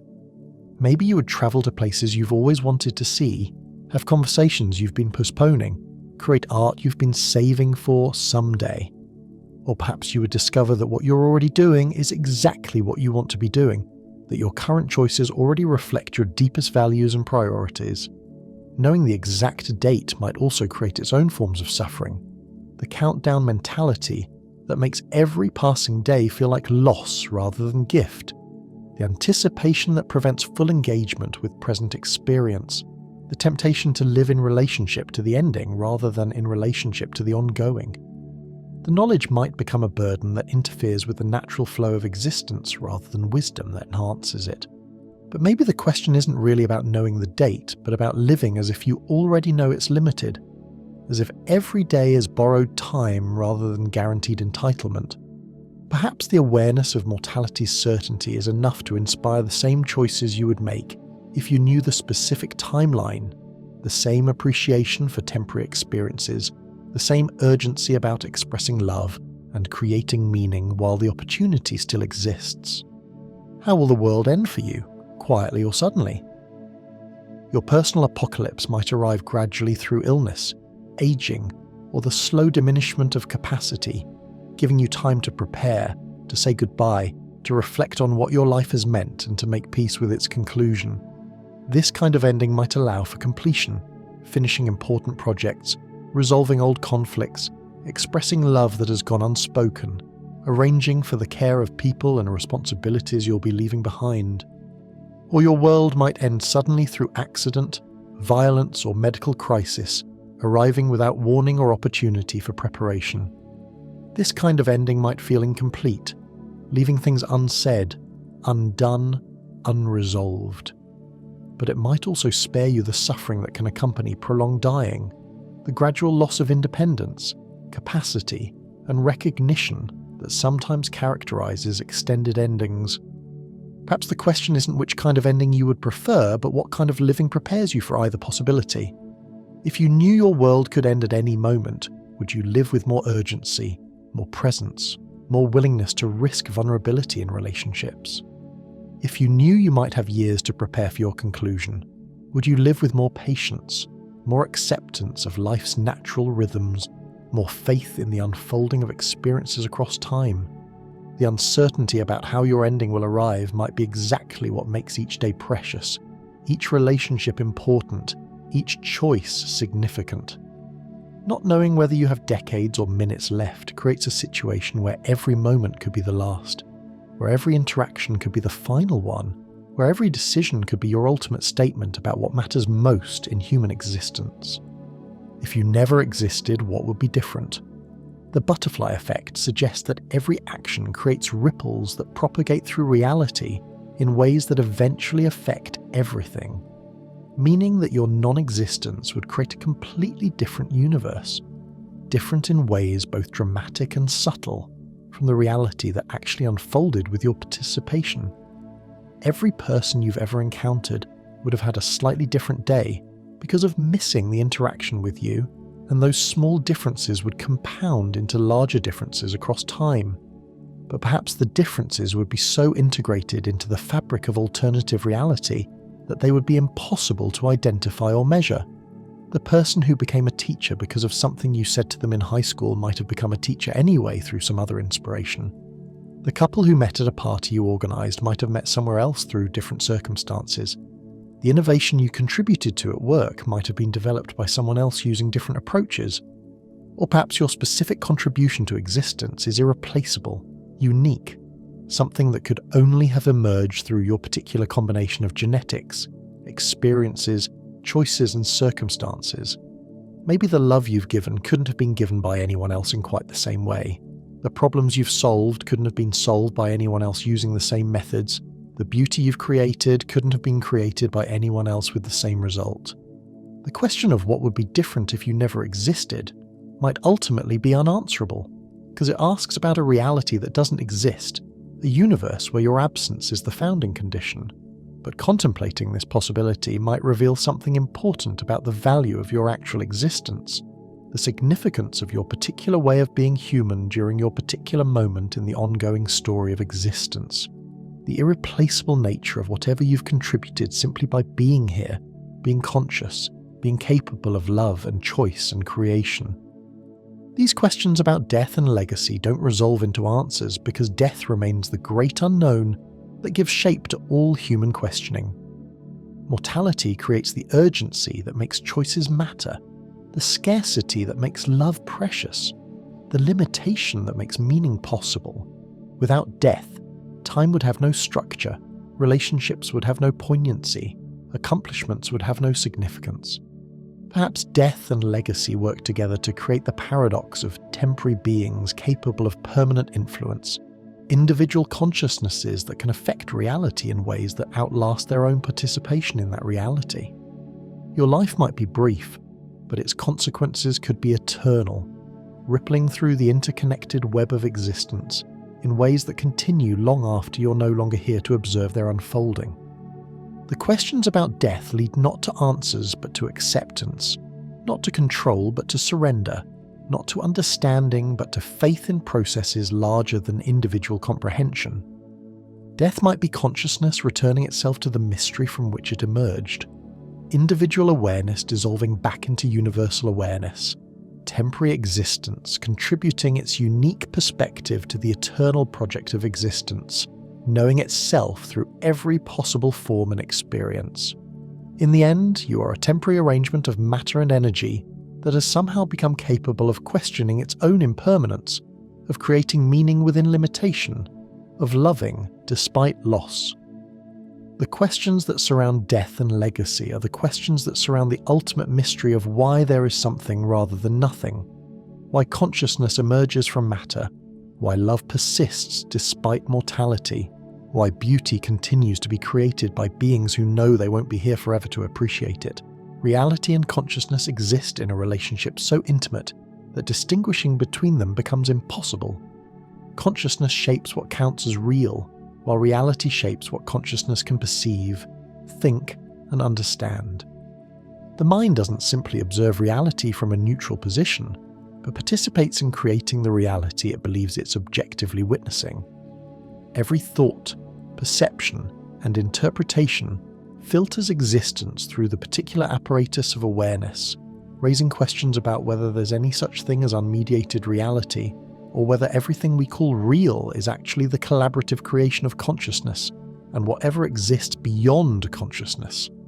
The questions surrounding mind and reality probe the boundary between what exists and what is perceived to exist, between what happens and what is experienced as happening, between the universe as it might be in itself and the universe as it appears to conscious beings who are themselves part of that universe. These questions challenge the common assumption that reality is stable, objective, and independent of observers, suggesting instead that reality might be more like a conversation between consciousness and existence than a performance that consciousness watches from the audience. The mind creates reality through the act of observing it, but the mind is itself part of reality, creating a recursive loop where reality observes itself through conscious beings who are simultaneously products of reality and creators of what they take reality to be. This circular relationship between mind and reality generates questions that spiral into deeper questions, mysteries that contain more mysteries, paradoxes that reveal the fundamental strangeness of being conscious entities embedded in a universe that has somehow produced the capacity to question its own nature. What if nothing around you is real? The possibility that your entire experience might be illusion, simulation, or dream creates a vertiginous questioning of everything you take for granted about existence. If the people you love, the places you've been, the history you remember, and the body you inhabit are all constructions of consciousness rather than actual entities, then what would it mean to live, to choose, to care about anything at all? This possibility has haunted human thinking for millennia, from ancient philosophers who questioned whether life was a dream to contemporary scientists who wonder whether reality might be a sophisticated computer simulation. The consistency of physical laws, the reliability of sensory experience, the shared nature of many perceptions, none of these prove that what you're experiencing is ultimately real, rather than an extraordinarily convincing illusion. But perhaps the question isn't whether your experience is real, but what reality means in the first place. If your relationships feel meaningful, if beauty moves you, if love connects you to others, if suffering teaches you compassion, then maybe the reality of these experiences doesn't depend on whether they're happening in a real universe or a simulated one. The meaning might be in the experiencing rather than in the metaphysical status of what's being experienced. Even if nothing around you is real in some ultimate sense, the consciousness that's questioning reality seems undeniably present. The awareness that can doubt its own perceptions, that can wonder about the nature of existence, that can contemplate the possibility of universal illusion. This awareness itself feels real, immediate, undeniable. Perhaps the only certainty is consciousness itself, and everything else, real or illusory, is what consciousness encounters in its mysterious process of being conscious. Do your thoughts belong to you? Thoughts arise in consciousness without clear ownership or origin, appearing like bubbles rising from unknown depths of mind. You don't typically choose what to think about next. Thoughts simply appear, demand attention, and disappear, often following associations and patterns that seem to operate independently of conscious control. The voice in your head that provides commentary on your experience speaks in languages you learned from others, using concepts you inherited from culture, following logical structures you absorbed from education. Your most original ideas might actually be novel combinations of thoughts that already existed elsewhere. creative arrangements of mental material that was always available in the collective pool of human consciousness. The breakthrough insights that feel most personal might be discoveries of connections that were always there, waiting to be noticed by minds prepared to recognize them through previous exposure to the necessary concepts and frameworks. Even your emotional responses to thoughts seem to operate according to patterns you didn't consciously choose. Why does one memory make you sad while another makes you happy? Why do certain ideas excite you while others feel threatening? The automatic nature of these responses suggests that much of your mental life operates according to programming you're not aware of, conditioning that shapes your thoughts without your conscious participation. Perhaps thoughts belong not to individuals but to consciousness itself, flowing through individual minds like water through riverbanks, temporarily taking the shape of personal awareness, but fundamentally being expressions of something larger than any single person. Your thoughts might be the universe thinking through you, existence becoming aware of itself through the particular configuration of neural networks that temporarily calls itself by your name. What happens to a thought you never say aloud? Unspoken thoughts accumulate in consciousness like unexpressed energy, building pressure that might eventually find release through dreams, slips of tongue, creative expression, or unconscious behavior. The profound insight that remains private, the declaration of love that goes unexpressed, the angry response that stays internal, the creative idea that never gets shared. These unspoken thoughts don't simply disappear, but continue existing in the ecosystem of your awareness. Some thoughts might be too dangerous to speak, too revealing of aspects of yourself that you prefer to keep hidden, too controversial for the social context you navigate, too tender to risk exposing to potential misunderstanding or rejection. These thoughts create a private world that exists parallel to your public world, a secret life of consciousness that no one else can access directly. The accumulation of unspoken thoughts might shape your personality in ways you don't recognize, creating internal pressure that influences your mood, energy, and relationships even when the specific thoughts remain unexpressed. The things you don't say might be more important than the things you do say, more revealing of who you actually are beneath your social presentations. But perhaps unspoken thoughts serve important functions even when they remain private. They might be consciousness practicing, rehearsing possibilities, exploring territories of meaning that don't need to be shared to be valuable. The thought you never speak aloud might change how you think about everything else, might develop your capacity for empathy, creativity, or understanding in ways that benefit all your future thinking and speaking. Are your senses showing you the world or just a version of it? Your eyes can perceive only a tiny fraction of the electromagnetic spectrum. Your ears can detect only a narrow range of sound frequencies. Your other senses operate within similarly limited parameters that exclude vast territories of what might be happening around you at any moment. The reality you experience through your senses might be like seeing the world through a keyhole, capturing just enough information to navigate but missing most of what's actually occurring. Even within their limited ranges, your senses actively interpret and construct rather than passively record. Your brain fills in blind spots, enhances contrasts, filters out information it considers irrelevant, and organizes sensory data according to patterns learned through previous experience. What you think you're seeing directly might be heavily processed, edited, and interpreted before reaching conscious awareness. Different species inhabit completely different sensory worlds. The bat's echolocation reality, the bee's ultraviolet flower patterns, the dog's universe of sense that humans can't detect. If reality is what can be sensed, then there are as many realities as there are forms of sensing, each partial, each limited, each creating its own version of what exists based on what can be detected and how that detection gets processed into conscious experience. Perhaps the question isn't whether your senses show you the real world, but whether there's any such thing as the real world independent of sensing. Reality might emerge from the interaction between consciousness and existence, between the capacity to perceive and whatever exists to be perceived. Your senses might not be showing you a world that exists independently, but participating in creating the world that exists for conscious beings like yourself. Could you be dreaming right now? The boundary between dreaming and waking experience might be less clear than it appears during normal consciousness. Dreams can feel completely real while you're experiencing them, complete with sensory details, emotional responses, logical thinking, and continuous narrative flow. You typically don't realize you're dreaming until you wake up, suggesting that the ability to distinguish between dream and reality might be less reliable than you usually assume. Some dreams include the experience of waking up, creating nested layers of consciousness where you dream that you wake up from a dream, only to wake up again into what might be another layer of dreaming. If consciousness can create such convincing simulations of reality during sleep, how can you be certain that what you call waking consciousness isn't just another form of dreaming, another level of simulated experience? The consistency of physical laws in waking experience, the continuity of personal identity, the shared nature of many perceptions, these apparent differences between dreaming and waking might not be as reliable as they seem.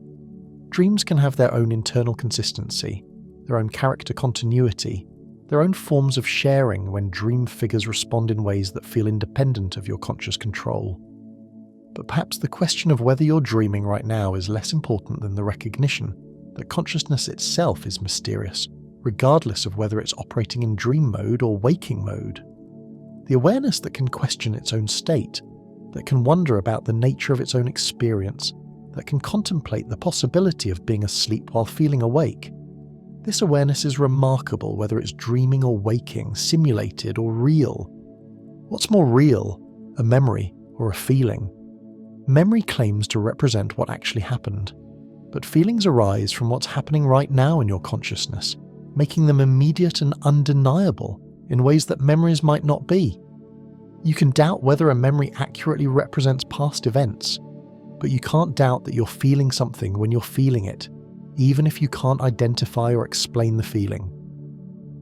Memories fade, change, and can be influenced by subsequent experiences, while feelings are present with full intensity regardless of their duration. A memory might be partially or completely false, but a feeling is what it is while you're experiencing it, requiring no verification from external sources, no confirmation from other people who were present during the remembered events. But feelings might be less trustworthy, guides to reality than memories because they can be influenced by factors you're not aware of. Blood sugar levels, weather patterns, unconscious associations, neurochemical fluctuations that have nothing to do with the circumstances that seem to be triggering the emotions. Feelings provide information about your internal state rather than about external reality, while memories at least attempt to preserve information about what existed outside your subjective experience. Perhaps the comparison between memory and feeling reveals that different aspects of experience have different kinds of reality, different forms of truth, different ways of being valid without being identical. Memory might be real as information while feeling is real as experience. Memory might be true about the past while feeling is true about the present. Memory might connect you to history while feeling connects you to existence. Where does imagination stop and truth begin? The stories you tell yourself about why things happen, what other people are thinking, what your future might hold, what your past means. These narratives blend memory, perception, interpretation, and imagination in ways that make separating fact from fiction nearly impossible. Your understanding of reality is always partly imaginative, always creative, always involving mental processes that go beyond simple recording of external events. Imagination shapes how you interpret ambiguous situations, filling in gaps between known facts with possibilities that feel plausible based on your previous experience and current expectations. You imagine motivations for other people's behavior, imagine consequences for various choices, imagine meanings for experiences that might be random or meaningless. These imaginative constructions become part of your reality even when they have no basis in verifiable fact. But imagination might not be separate from truth, but rather one of the ways that consciousness participates in creating truth. Scientific theories begin as imaginative leaps. Artistic expressions reveal truths that can't be captured through literal description. Relationships develop through the imagination of possibilities that don't yet exist, but that love makes real through the commitment to actualize them. Perhaps the boundary between imagination and truth is fluid rather than fixed, because truth itself might be partly creative, partly collaborative between consciousness and existence. Imagination might be consciousness exploring possibilities that could become real, testing potential futures, discovering connections that exist but haven't yet been recognized, participating in the ongoing creation of reality rather than just observing reality that already exists. What if consciousness is just a glitch? The emergence of consciousness from non-conscious matter might be an accident, an unintended side effect of neural complexity that serves no particular purpose in the grand scheme of existence. Awareness might be like the sound a machine makes while running, not the point of the machine, but an inevitable byproduct of its operation, interesting to anyone who happens to notice, but ultimately irrelevant to the machine's actual function. This possibility suggests that all human struggles with meaning, purpose, and significance might be the confused responses of consciousness that doesn't understand its own accidental nature. The longing for truth, beauty, love, and transcendence might be glitches attempting to find purpose in existence that has no purpose.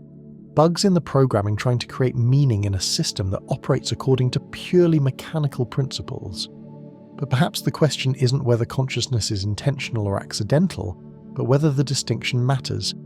If consciousness is a glitch, it's a glitch that can love, create, suffer, and wonder.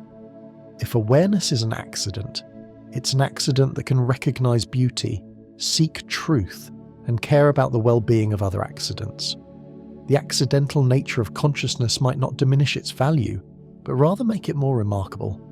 Maybe consciousness as glitch is consciousness participating in existence's capacity to transcend its own apparent limitations, matter organizing itself into awareness that can question matter, the universe developing the ability to experience wonder about its own existence.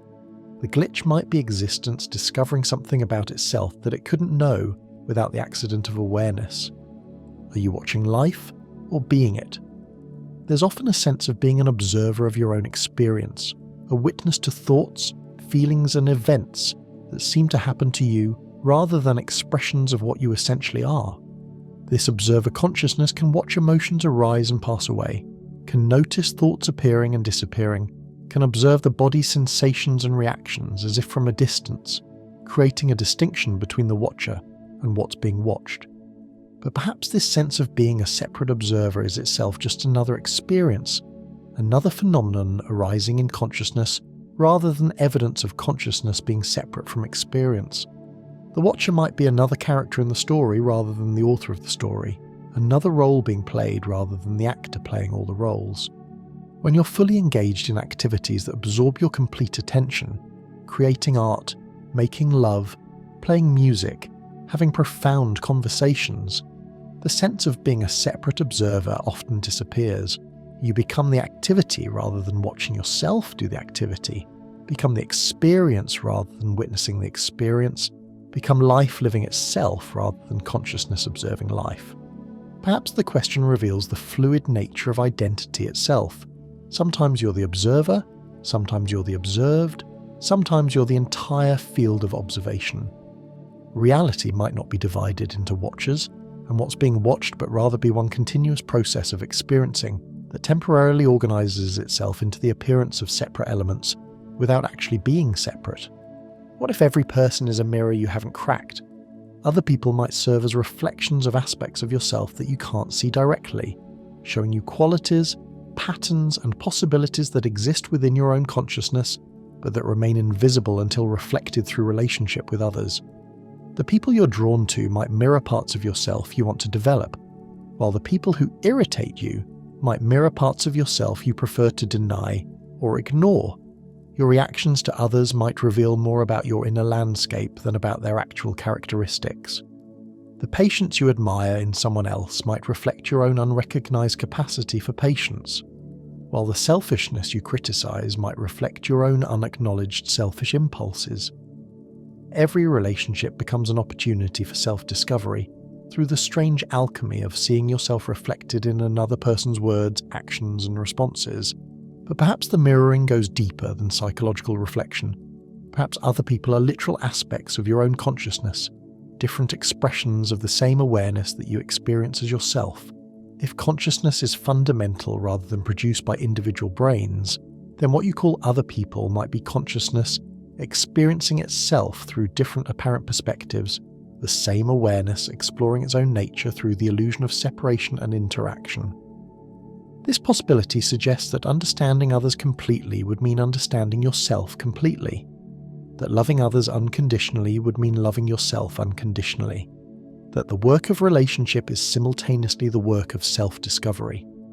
Every person you encounter might be offering you the opportunity to recognize aspects of yourself that you've never noticed, qualities of consciousness that you shared despite the apparent differences in personality, history, and perspective.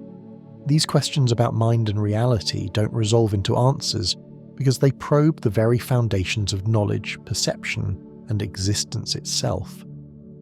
The relationship between consciousness and reality might be so fundamental that understanding it completely would require stepping outside consciousness itself, which seems impossible for beings whose only access to reality comes through consciousness. Perhaps the mind and reality are not separate entities in a relationship but different aspects of the same phenomenon, different ways of describing the same mysterious process by which existence becomes aware of itself. Reality might be consciousness experiencing itself objectively, while consciousness might be reality experiencing itself subjectively, two faces of the same incomprehensible fact of existence, being both what is and what knows what is. The questions about mind and reality lead not to answers, but to recognition of the profound mystery of being conscious entities embedded in a universe that has somehow produced the capacity to question its own nature.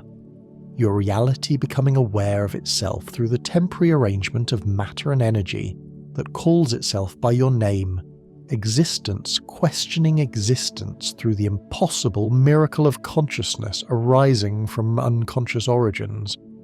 In the end, these questions might reveal that the distinction between mind and reality is itself a construction of consciousness, a useful fiction that allows awareness to examine its own nature by pretending to be separate from what it's examining.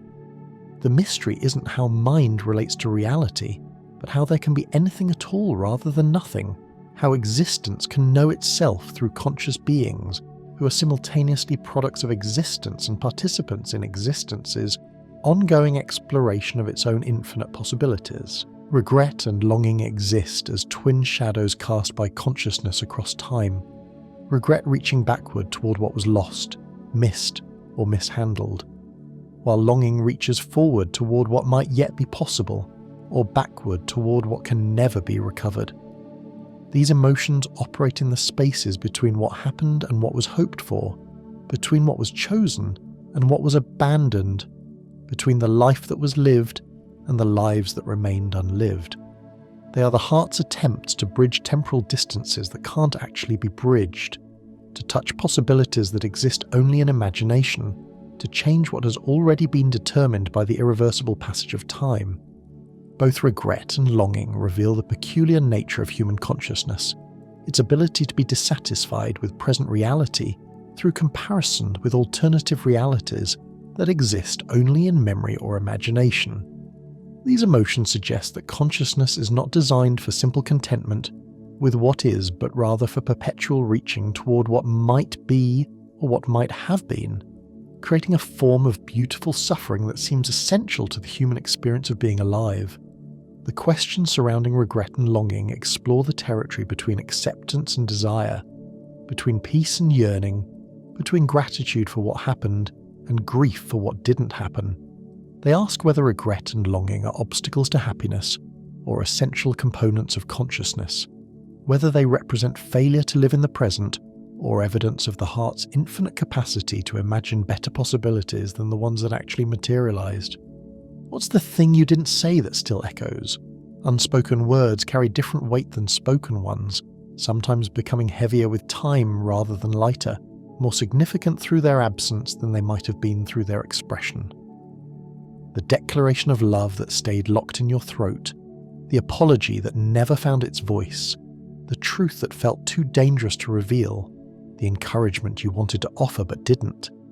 These unexpressed communications continue reverberating in the spaces between what was and what could have been. The echoing might be loudest during moments of transition or loss, when the opportunity for speaking has passed permanently. The parent who died before you could tell them how much they meant to you, the friend who moved away before you could explain why you withdrew from the relationship, the romantic interest who married someone else before you could admit your feelings.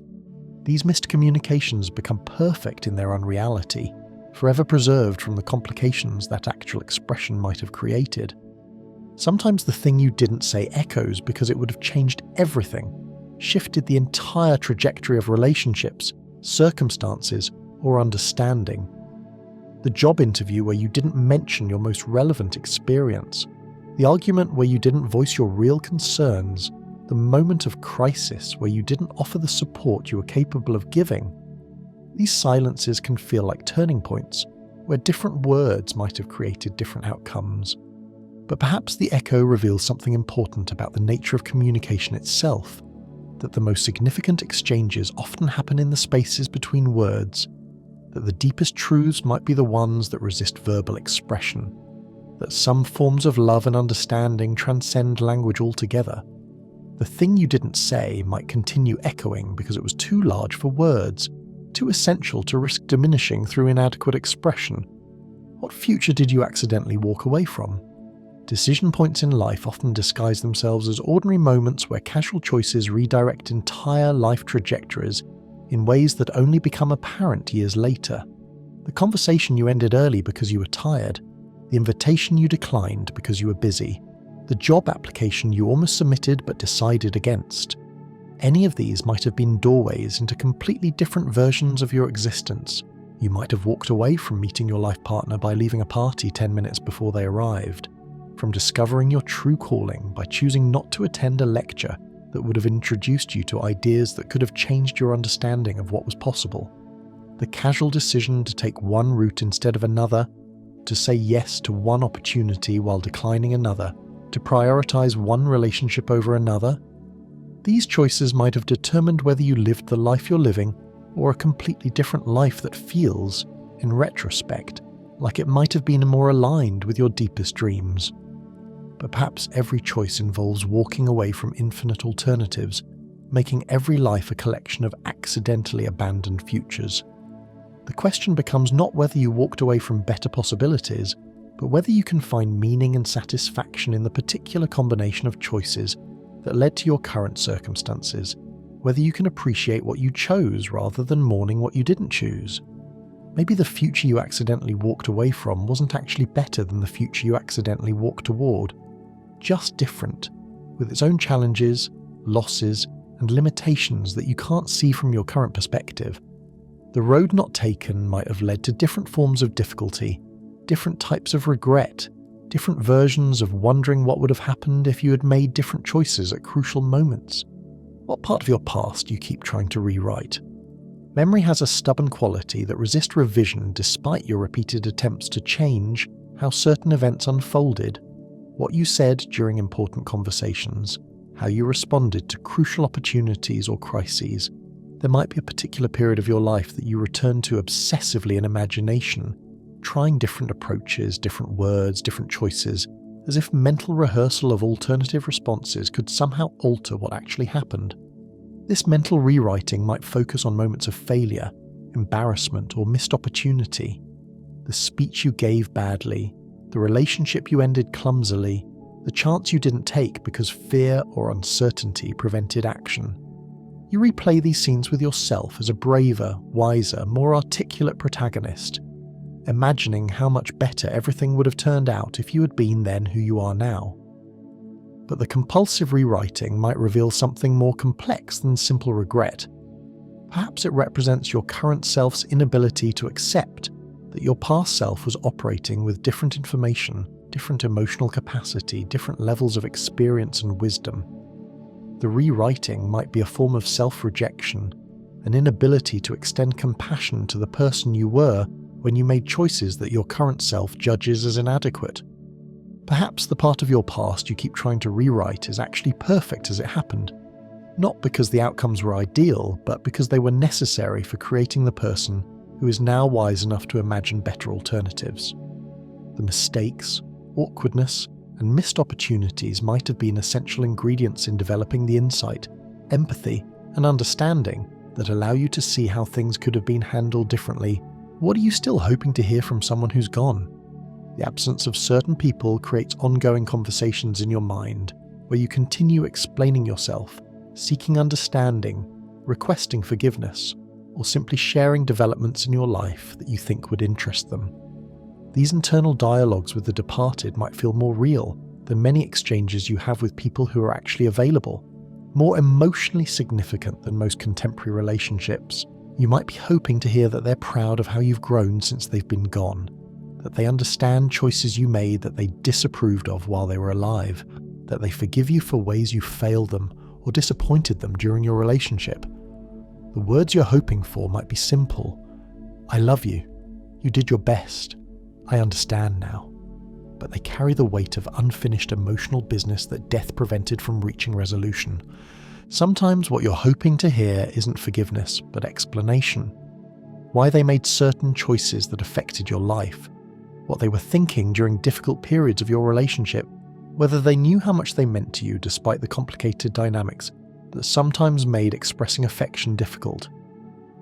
The conversation you never finished continues in your imagination, with you providing both sides of the dialogue in attempts to reach the understanding that felt impossible while they were alive. But perhaps the words you're hoping to hear from someone who's gone are words you need to hear from yourself. Permission to move on, validation of your efforts, acknowledgement of your growth, forgiveness for your mistakes. The departed person might serve as a projection screen for the self-acceptance you haven't quite achieved, the internal conversation disguised as external dialogue.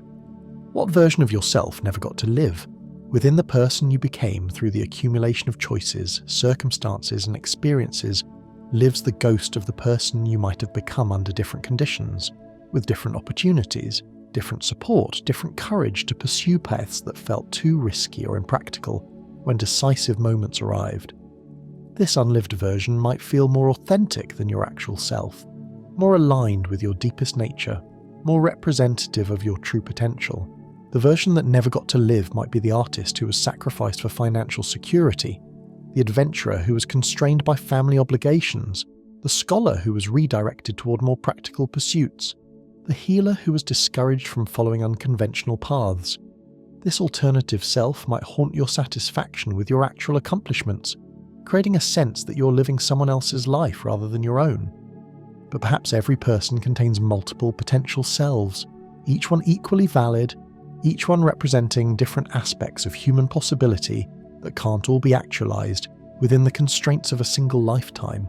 The version that never got to live might be preserved in imagination as inspiration rather than regret, evidence of your capacity for growth and change rather than proof of failure to become who you were supposed to be. Maybe the unlived version of yourself continues to exist in parallel dimensions of possibility, serving as a resource you can draw upon when current circumstances require qualities that your actual life path didn't fully develop. The unlived self might be less a lost opportunity and more an internal reservoir of potential that remains available whenever your actual circumstances create space for different ways of being. What if you made the right decision but still mourn it? Some choices can be simultaneously correct and heartbreaking, necessary and devastating, wise and deeply sad.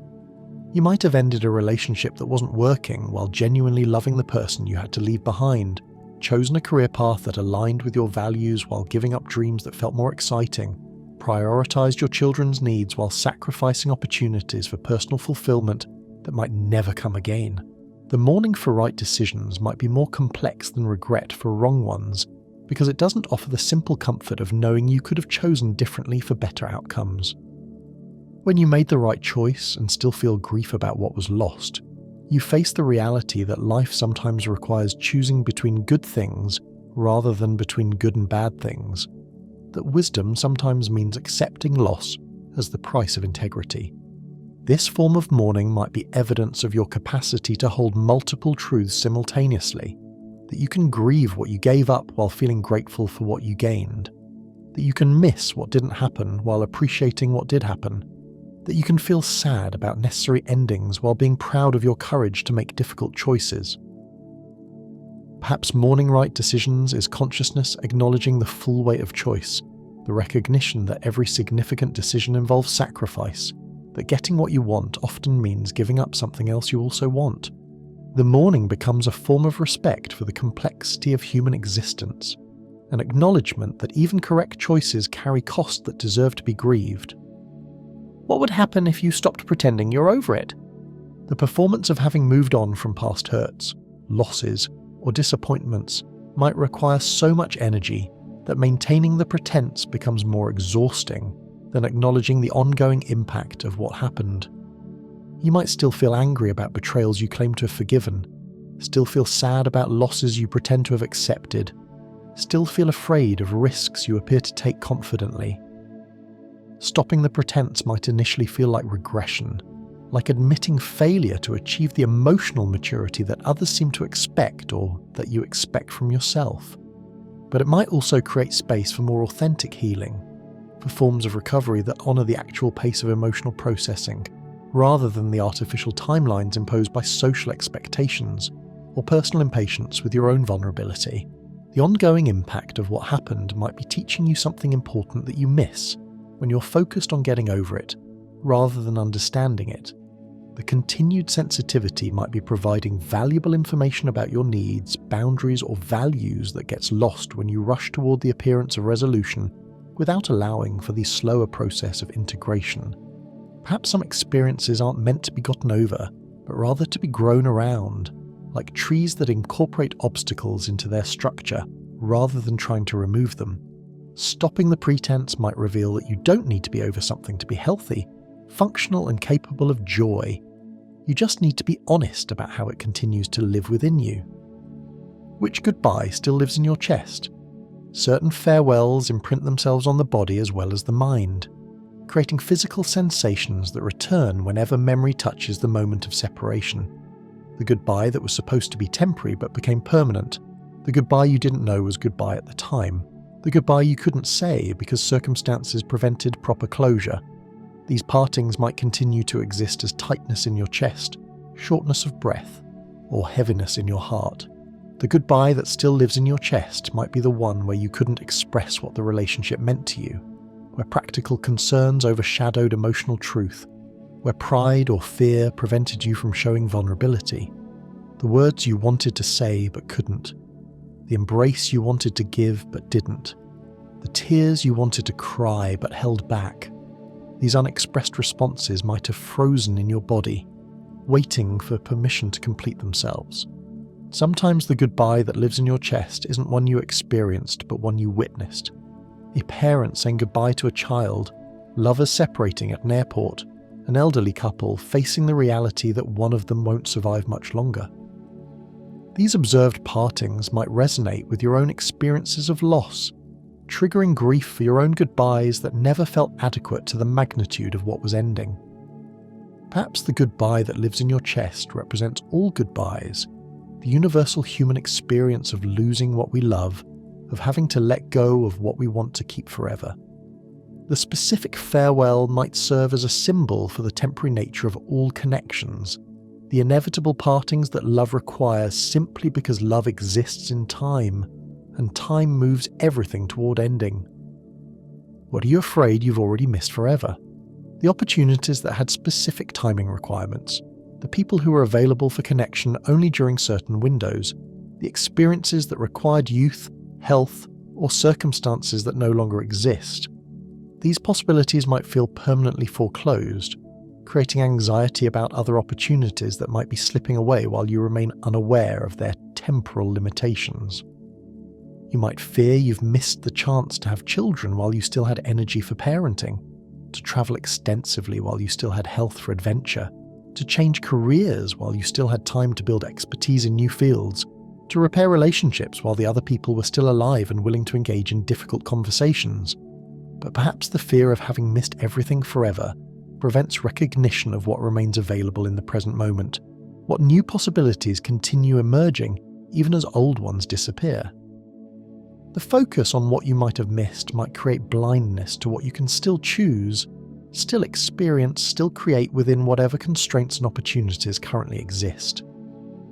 Maybe some things can only be missed forever, while others can be found in different forms at different life stages, with different meanings and different benefits than they would have had if encountered earlier. The question becomes whether you can appreciate what's available now rather than mourning what was available then, whether you can engage with current possibilities rather than fixating on past opportunities. Is there beauty in wanting what you can't have? Longing itself might be a form of beauty, evidence of the heart's capacity to imagine better possibilities, to remain unsatisfied with what is in ways that create openness to what might be. The desire for what seems impossible might expand your understanding of what's possible, might develop capacities for hope, imagination, and reaching that wouldn't exist without the experience of wanting beyond what's readily available. Unrequited love teaches forms of caring that don't depend on reciprocation, creating space for appreciation that's generous rather than possessive, loving that exists for its own sake rather than for what it can gain in return. The beauty you can't possess might remain more beautiful because it doesn't have to survive the reality of daily interaction, the complications of actual relationship, the inevitable disappointments that come with getting what you want.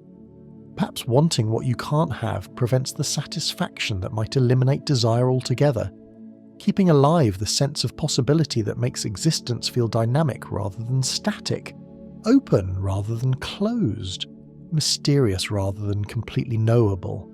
The longing might be more valuable than its satisfaction, because satisfaction ends desire, while longing keeps it alive. But the beauty in wanting what you can't have might also be dangerous if it prevents appreciation of what you can have, if it creates perpetual dissatisfaction with available reality in favour of impossible fantasy. The challenge becomes learning to hold longing lightly enough that it enhances rather than diminishes your capacity to love what's actually within reach, to find beauty in limitation as well as in imagination. These questions about regret and longing don't resolve into answers because they explore the heart's relationship with time, possibility, and the gap between what is and what might be.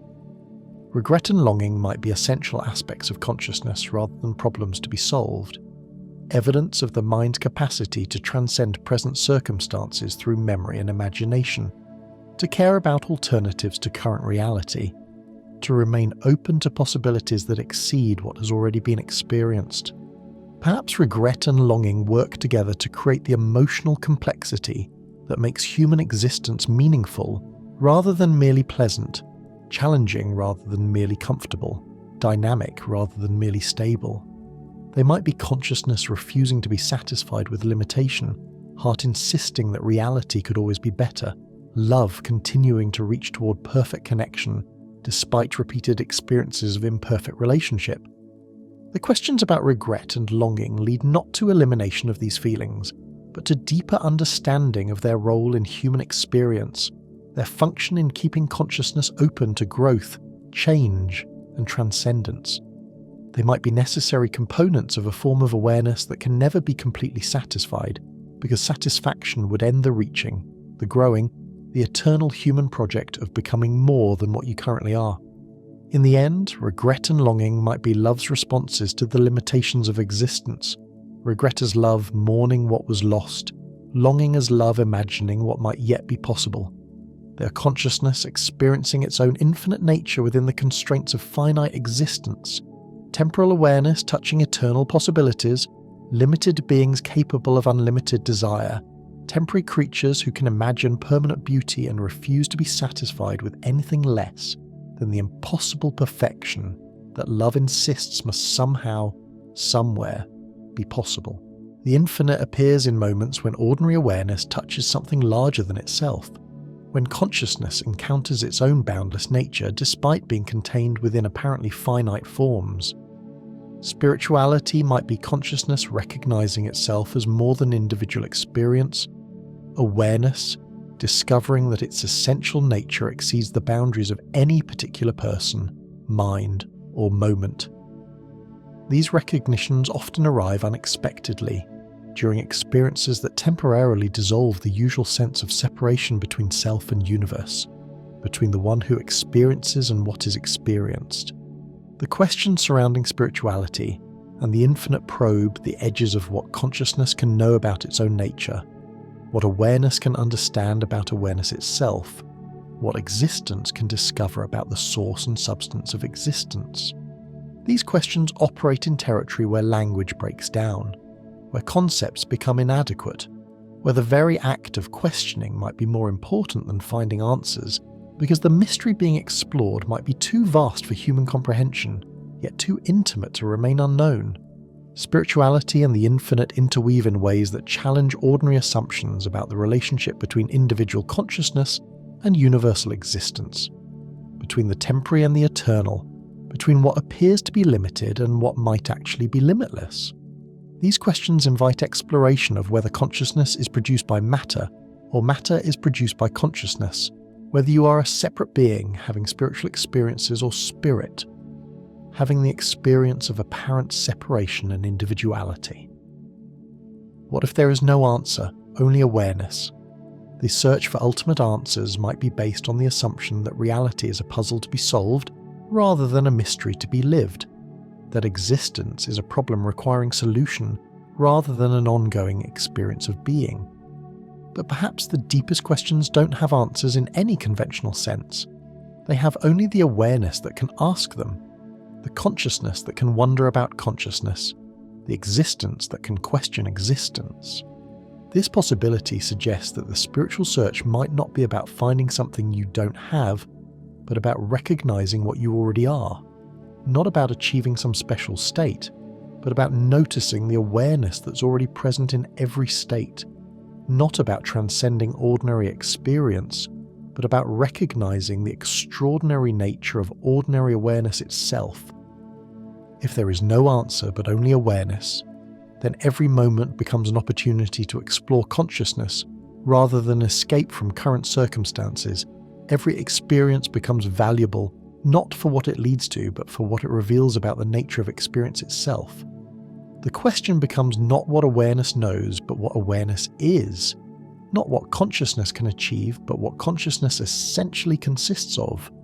Perhaps awareness itself is the answer to every question, not as information that satisfies curiosity, but as the mysterious capacity that makes questioning possible in the first place. The awareness that can ask about the nature of reality might be more fundamental than any answer it could discover, more important than any knowledge it could accumulate, more essential than any understanding it could achieve. Are we part of something or all there is?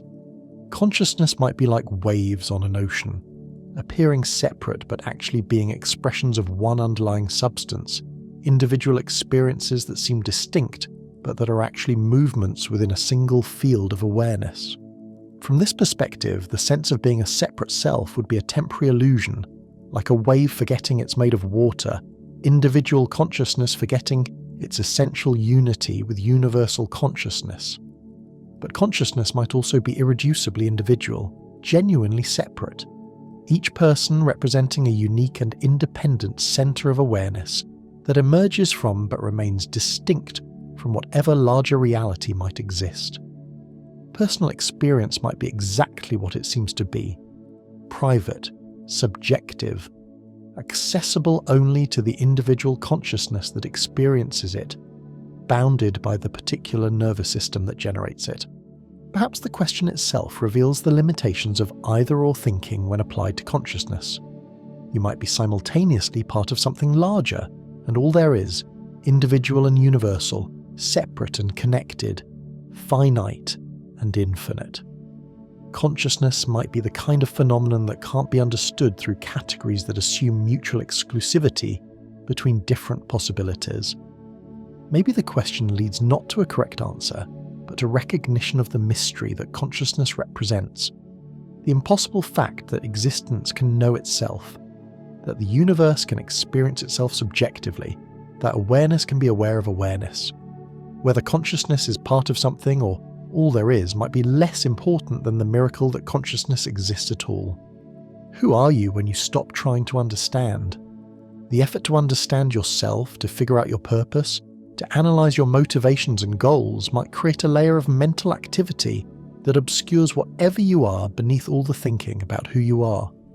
The person who emerges when understanding seeking stops might be more immediate, more present, more directly available than the person who exists only in the stories you tell about yourself. When the compulsive need to make sense of your experience relaxes, when the pressure to have insights and realizations dissolves, what remains might be simpler and more mysterious than any concept you could develop about yourself. This might be presence without narrative, awareness without interpretation, being without the need to understand what being means or how it operates. But stopping the effort to understand might not mean becoming passive or unconscious. It might mean shifting from analytical thinking to direct experience, from conceptual knowledge to immediate recognition, from understanding about consciousness to being consciousness without needing to understand it. The knowing that emerges might be non-verbal, non-conceptual, more like recognition than comprehension. Perhaps who you are when you stop trying to understand is who you've always been beneath the layer of mental activity that seeks to explain, categorize, and make sense of experience. This might be awareness itself, consciousness in its natural state, existence experiencing itself directly rather than through the mediation of thoughts about existence. What would it mean to truly surrender? Surrender might involve releasing not just control over external circumstances, but also the internal effort to manage experience, to resist what's happening, to insist that reality conform to your preferences about how things should unfold. True surrender could mean accepting whatever arises in consciousness without trying to change it, improve it, understand it, or make it go away. This surrender might extend to letting go of the idea that you're the one in charge of your life, that consciousness belongs to you rather than you belonging to consciousness, that your thoughts, emotions, and experiences are yours to control rather than phenomena arising in awareness like weather patterns in sky. Surrender might mean recognizing that the sense of being a separate controller might itself be just another experience arising in consciousness. But surrender might not be passive resignation. It might be active alignment with forces larger than individual will, conscious participation in processes that operate according to wisdom that exceeds personal understanding. True surrender might require tremendous courage because it means trusting something beyond your ability to comprehend or control. Perhaps surrender is consciousness recognizing its own nature, awareness relaxing into itself, existence accepting existence exactly as it is while remaining open to whatever it might become. The surrender might be less about giving up and more about giving in, less about defeat and more about coming home to what you've always been beneath the effort to be anything else. Is there anything in you that knows without thinking? Beyond the mind that analyzes, compares, and reasons might exist forms of knowing that operate immediately, directly, without the mediation of thought. This knowing might appear as intuition, as gut feelings, as sudden recognition that doesn't require explanation, as certainty that arises without logical justification, but that proves more reliable than reasoning. This non-conceptual knowing might be how you recognize beauty, love, truth, or presence. Not through analysis, but through immediate recognition. Not through thinking, but through a form of awareness that bypasses mental processing entirely. You might know that someone loves you, that a piece of music is beautiful, that a particular choice feels right, without being able to explain how you know these things. Perhaps this knowing without thinking is consciousness recognizing itself, awareness directly experiencing awareness, existence knowing existence from the inside rather than studying it from outside. This might be the knowing that recognizes consciousness in other beings, that feels connected to nature, that experiences oneness with reality during moments of profound stillness or overwhelming beauty. But perhaps all knowing ultimately transcends thinking. All awareness operates beyond the conceptual mind. All consciousness involves direct experience that thought can describe but never fully capture. The knowing that knows without thinking might not be a special capacity, but the fundamental nature of awareness itself. The basic operation of consciousness that thinking patterns can obscure but never eliminate. What is silence trying to say? Silence might not be the absence of sound, but the presence of something that can't be captured in words, the space where truth exists before being translated into language, the field of awareness in which all sounds arise and disappear, the silence that appears between thoughts, between words, between breaths, might be consciousness experiencing itself directly without the mediation of mental activity. This silence might be trying to say that what you essentially are can't be spoken, that consciousness is more like silence than like sound, that awareness is the space in which all experience occurs rather than any particular content of experience. Silence might be the natural state of consciousness when it's not generating thoughts, emotions, or sensations, but simply being present to whatever arises. Perhaps silence is trying to say that answers exist not in more information, but in the stillness that can receive whatever truth wants to reveal itself. That wisdom emerges not from accumulating knowledge, but from becoming quiet enough to hear what has always been present, but usually goes unnoticed in the noise of mental activity. But maybe silence isn't trying to say anything at all. Maybe it's inviting you to stop trying to translate everything into words, to rest in the space before language, to experience directly rather than interpret experience. Silence might be offering the possibility of knowing that doesn't require expression, understanding that doesn't need explanation, being that doesn't demand justification. What if God is just the name we gave our loneliness? The reach toward divine connection might emerge from the human experience of separation, isolation, the sense of being individual consciousness cut off from other consciousness, temporary existence facing infinite mystery without adequate guidance or companionship.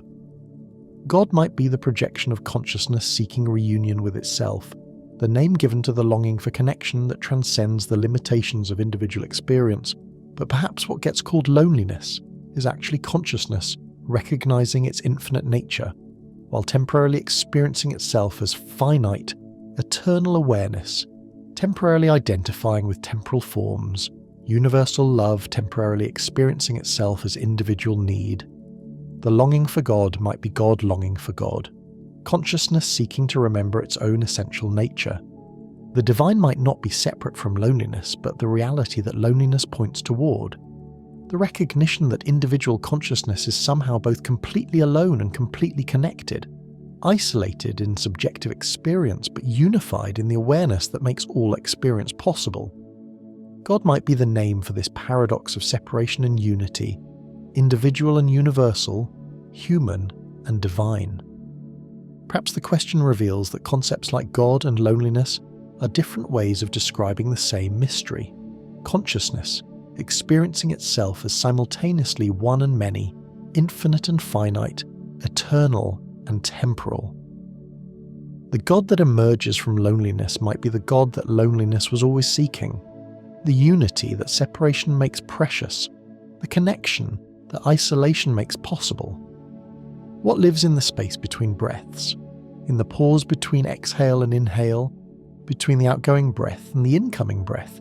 There might exist a space of pure stillness where consciousness rests in itself without activity, without direction, without the effort of breathing in or breathing out.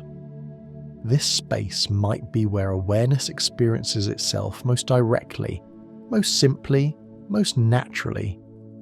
The space between breaths might be where time stops, where the usual sense of forward movement through experience dissolves into presence that isn't going anywhere, isn't becoming anything, isn't seeking anything beyond what it already is. This might be consciousness experiencing itself as space rather than content, as emptiness rather than fullness, as being rather than doing.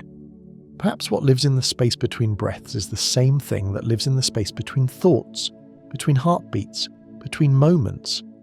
The awareness that witnesses all experience without being limited by any particular experience. The consciousness that contains all phenomena without being defined by any phenomenon. But maybe the space between breaths isn't separate from breathing, but is breathing's essential nature. Not a pause in the process, but the stillness that makes process possible. Not emptiness that exists between experiences, but the fullness that allows all experience to arise. What lives there might be what lives everywhere, the consciousness that is both the breather and the breath, both the space and what fills the space. Why are we here instead of not? The fact that anything exists rather than nothing existing represents perhaps the ultimate mystery, the question that can never be answered satisfactorily, because any answer would itself require explanation for why it exists rather than not existing. The existence of existence might be the fundamental mystery that underlies all other mysteries, the impossible fact that makes all other facts possible.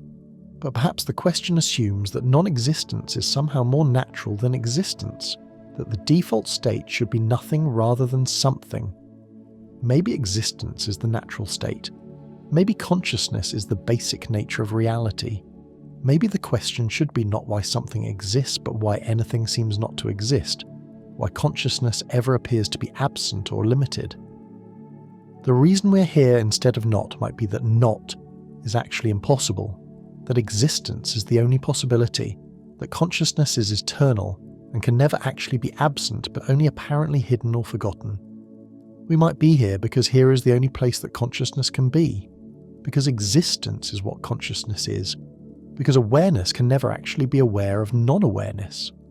Perhaps the question leads not to an answer about why existence exists, but to recognition of the miracle that it does exist, the impossible fact that awareness is aware, the mystery that consciousness is conscious. The why might be less important than the wonder, the explanation less significant than the experience of being conscious in a conscious universe. If you already knew the truth, would you accept it? The truth you're seeking might already be completely obvious, might be what you're experiencing right now, might be so simple and immediate that searching for it creates the illusion that it's hidden or absent. But accepting this truth might require giving up the search that provides identity, purpose, and the hope that future understanding will transform current experience into something better. Perhaps the truth is that there's nothing wrong with you, nothing that needs to be fixed or improved or transcended, that consciousness is already complete, already perfect, already exactly what it needs to be. But accepting this might mean releasing the drama of spiritual seeking, the satisfaction of problems to solve, the hope that effort will eventually lead to some special state or understanding. The truth might be that you are already what you're seeking to become, already home in the place you're trying to reach, already whole in the consciousness you're trying to perfect. But this truth might be too simple to satisfy the mind that wants complexity, too immediate to satisfy the seeking that wants journey, too present to satisfy the time-based thinking that wants future achievement. Maybe the question is whether you can accept that the search for truth might be what prevents recognition of truth, that the effort to become enlightened might be what maintains the illusion of not being enlightened, that consciousness might already be everything it's trying to become but is too busy seeking to notice what it already is. Can you let go of the need to understand? The drive to understand, to make sense of experience, to figure out how consciousness works and what existence means, might be the primary obstacle to directly experiencing consciousness and existence as they actually are, rather than as concepts about them. Understanding might be a form of control, a way of managing mystery rather than surrendering to it.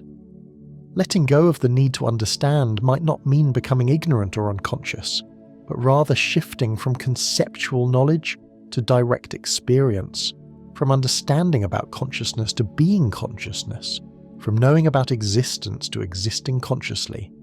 This might be the difference between studying water and being water, between analysing love and loving. But perhaps the need to understand serves important functions. It develops discrimination, creates the capacity to navigate complex situations, builds the mental framework that allows consciousness to explore its own nature through rational inquiry. The question might be whether understanding can exist without attachment, whether you can think clearly without being identified with thinking. Maybe letting go of the need to understand is itself a form of understanding, the recognition that some truths can only be lived rather than comprehended, that consciousness is more like music than mathematics, that existence is more like dancing than solving puzzles. The deepest understanding might come through not trying to understand, but through being so completely present that understanding happens by itself, naturally, without effort or seeking. These questions about spirituality and the infinite don't resolve into answers because they point toward aspects of existence that might be too vast for conceptual comprehension, too immediate for intellectual analysis, too simple for complex explanation. They explore territory where consciousness touches its own infinite nature. where awareness recognizes itself as both the seeker and what is sought, where individual experience dissolves into universal being. Perhaps spirituality and the infinite are not separate from ordinary consciousness, but are ordinary consciousness recognized for what it actually is: infinite awareness, temporarily experiencing itself as finite beings, eternal existence playing in temporal forms, boundless love exploring itself through apparently bounded individuals.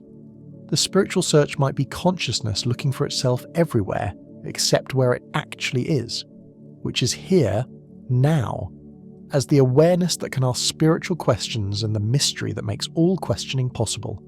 The questions about spirituality and the infinite lead not to ultimate answers, but to ultimate questions, not to final understanding, but to endless wonder, not to spiritual achievement, but to spiritual recognition of what has always already been achieved. They point toward the possibility that enlightenment is not something to attain, but something to notice, that awakening is not something to accomplish, but something to remember, that the infinite is not somewhere else, but is the very consciousness that can conceive of infinity, seek infinity, and perhaps discover that it never was anything other than the infinite awareness, exploring its own boundless nature through the beautiful limitation of human experience. Fear and control operate as partners in consciousness, fear identifying what seems dangerous while control attempts to manage, avoid, or eliminate those dangers. Together they create an elaborate system of psychological and behavioral strategies designed to protect you from harm, uncertainty, and the fundamental vulnerability that comes with being conscious in an unpredictable universe. But this protective system often becomes so sophisticated that it begins to control your life more than the dangers it was designed to protect you from, creating a situation where fear of fear and the need to control the need for control become primary sources of suffering. The questions surrounding fear and control explore the territory between safety and freedom, between protection and imprisonment, between reasonable caution and paralyzing anxiety. They probe the paradox that attempts to eliminate uncertainty often create more uncertainty, that efforts to control outcomes frequently produce outcomes that feel out of control, that fear of vulnerability often creates more vulnerability than the openness it seeks to prevent. Fear and control interweave to create complex patterns of avoidance, manipulation, and strategic living that can become so automatic that you forget their strategies rather than natural responses, choices rather than inevitable reactions, temporary measures rather than permanent conditions. These questions invite examination of what you're actually afraid of beneath the surface fears, what you're really trying to control beyond the obvious targets, and whether the sense of safety and power that fear and control promise is actually achievable or just a sophisticated form of self-imprisonment. What are you really afraid of? Beneath the surface fears, failure, rejection, financial insecurity, physical harm, might lie deeper fears that are harder to name, but more fundamental to your sense of safety and existence. Perhaps you're afraid of your own power, your capacity to affect others and be affected by them, the responsibility that comes with recognizing how much influence you have over your own experience and the experiences of people around you. Maybe you're afraid of your own desires, the intensity of what you actually want, the possibility that allowing yourself to want fully might lead to wanting things that are impossible, inappropriate, or too large for your current circumstances to accommodate. The fear might be that honest desire would overwhelm your life, that authentic longing would make ordinary satisfaction impossible. Or perhaps the deepest fear is of insignificance, of discovering that your life doesn't matter as much as you need it to matter, that your struggles and achievements are temporary interruptions in an indifferent universe, that consciousness itself might be an accident with no inherent meaning or purpose. This fear might drive the constant effort to matter, to be important, to create lasting impact that proves your existence was worthwhile. But maybe what you're really afraid of is the opposite, that you matter too much, that your choices and actions have consequences that extend far beyond your ability to comprehend or control. That love connects you to other beings in ways that make their suffering your suffering, their joy your responsibility, their well-being dependent on your capacity to show up fully in relationships that require more courage and skill than you're confident you possess? What would fall apart if you stopped trying to manage everything? The elaborate systems of control you've developed might be holding together a version of your life that requires constant maintenance, continuous effort, perpetual vigilance to prevent collapse. If you stopped managing your image, your relationships, your environment, your internal states, what would happen? Would everything fall apart? Or would you discover that the things worth keeping don't actually require your micromanagement to survive? Perhaps some things would fall apart, and this falling apart would be exactly what needs to happen. Relationships that exist only through your effort to maintain them. Self-concepts that survive only through constant reinforcement. Goals that feel important only when you're striving toward them. The collapse might clear space for whatever wants to emerge naturally, rather than what you think should emerge through strategic effort. But maybe what would fall apart is not your actual life, but your anxiety about your life. Not your real relationships, but your worry about your relationships. Not your genuine security, but your effortful attempts to feel secure. The management system itself might be what's creating instability, like holding a bird so tightly to keep it safe that you prevent it from flying. The fear of what would fall apart might be more problematic than whatever would actually fall apart. The anticipation of chaos more chaotic than the reality of letting go. Perhaps what you're really managing is not external circumstances, but internal anxiety about external circumstances, not actual problems, but imaginary problems that exist only in the mental scenarios you create when you think about what could go wrong. How much of your life is a reaction? Your choices, relationships, career path, living situation, daily habits. How much of what seems like conscious decision-making is actually reactive behaviour, responses to fears, wounds, or conditioning that operates below the threshold of awareness? You might be choosing the opposite of what hurt you, avoiding situations that remind you of past failures, pursuing goals that prove you're not who someone once said you were. Reactive living can feel like authentic choice because it involves clear preferences, strong motivations, and consistent patterns of behaviour. But reactions often masquerade as original decisions while actually being determined by whatever you're reacting against, making your life indirectly controlled by the very things you're trying to escape or prove wrong. The reaction might be so automatic that you've forgotten you're reacting, so habitual that it feels like personality rather than protective strategy. You might be so focused on not being like your parents that you never discover who you are when you're not defined by opposition to them. So determined to avoid certain types of relationships that you never explore what kind of relationship you actually want.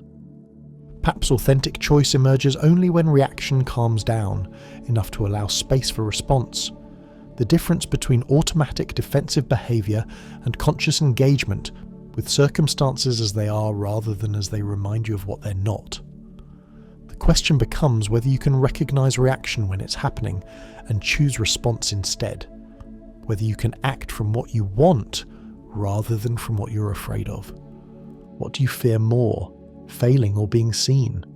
Failure offers the comfort of remaining hidden. If you don't try, you can't be evaluated, judged, or found lacking in public ways. But being seen while succeeding might feel more terrifying because it requires sustaining visibility, meeting expectations, and maintaining performance levels that others now consider normal for you. Success makes hiding impossible, makes your limitations observable, makes your humanity undeniable. Perhaps you fear being seen because visibility brings responsibility, for inspiring others, for maintaining consistency, for being someone others can count on. When you're invisible, your mistakes affect only you. But when you're visible, your failures disappoint people who believed in you, looked up to you, or counted on your continued success. But maybe the fear of being seen goes deeper than performance anxiety. Maybe it's fear that if people really knew you, they would discover that you're not as interesting, valuable, or lovable as you appear when they only see your best moments. The fear might be that authentic visibility would reveal ordinariness, where others perceive specialness, confusion where they assume clarity, neediness where they see independence. Or perhaps you fear being seen because you know that real visibility requires showing not just your competence but your vulnerability, not just your strength but your struggles, not just your successes but your ongoing process of growth, failure, and learning. Being truly seen means giving up the control that comes with managing impressions, the safety that comes with selective revelation, the protection that comes with keeping your full humanity private. What have you sacrificed to feel safe? Safety often comes at the cost of aliveness, security at the expense of growth, protection at the price of authenticity. You might have sacrificed spontaneity for predictability, adventure for stability, authentic expression for social acceptance, creative risk for financial security, emotional vulnerability for interpersonal comfort. The things you gave up to feel safe might be the very things that made life feel worth living. But perhaps the sacrifices were necessary during certain periods, adaptive responses to real dangers that allowed you to survive circumstances that required prioritizing safety over fulfillment. The question becomes whether those dangers still exist, whether the protective strategies that served you well in one context continue to serve you in different circumstances, whether what you gave up for safety can be gradually reclaimed now that you're in a different situation. Sometimes what you sacrifice for safety isn't external opportunities but internal aliveness, the ability to feel deeply, to want passionately, to hope boldly, to love without guarantee of reciprocation. Emotional safety might come through numbing, distancing, or controlling feelings so carefully that you protect yourself from pain but also from joy, from heartbreak but also from love, from disappointment but also from delight. Perhaps the ultimate question is whether the safety you achieved through sacrifice is actually safe or just familiar, whether security that requires giving up essential aspects of yourself is security at all or just a more subtle form of imprisonment.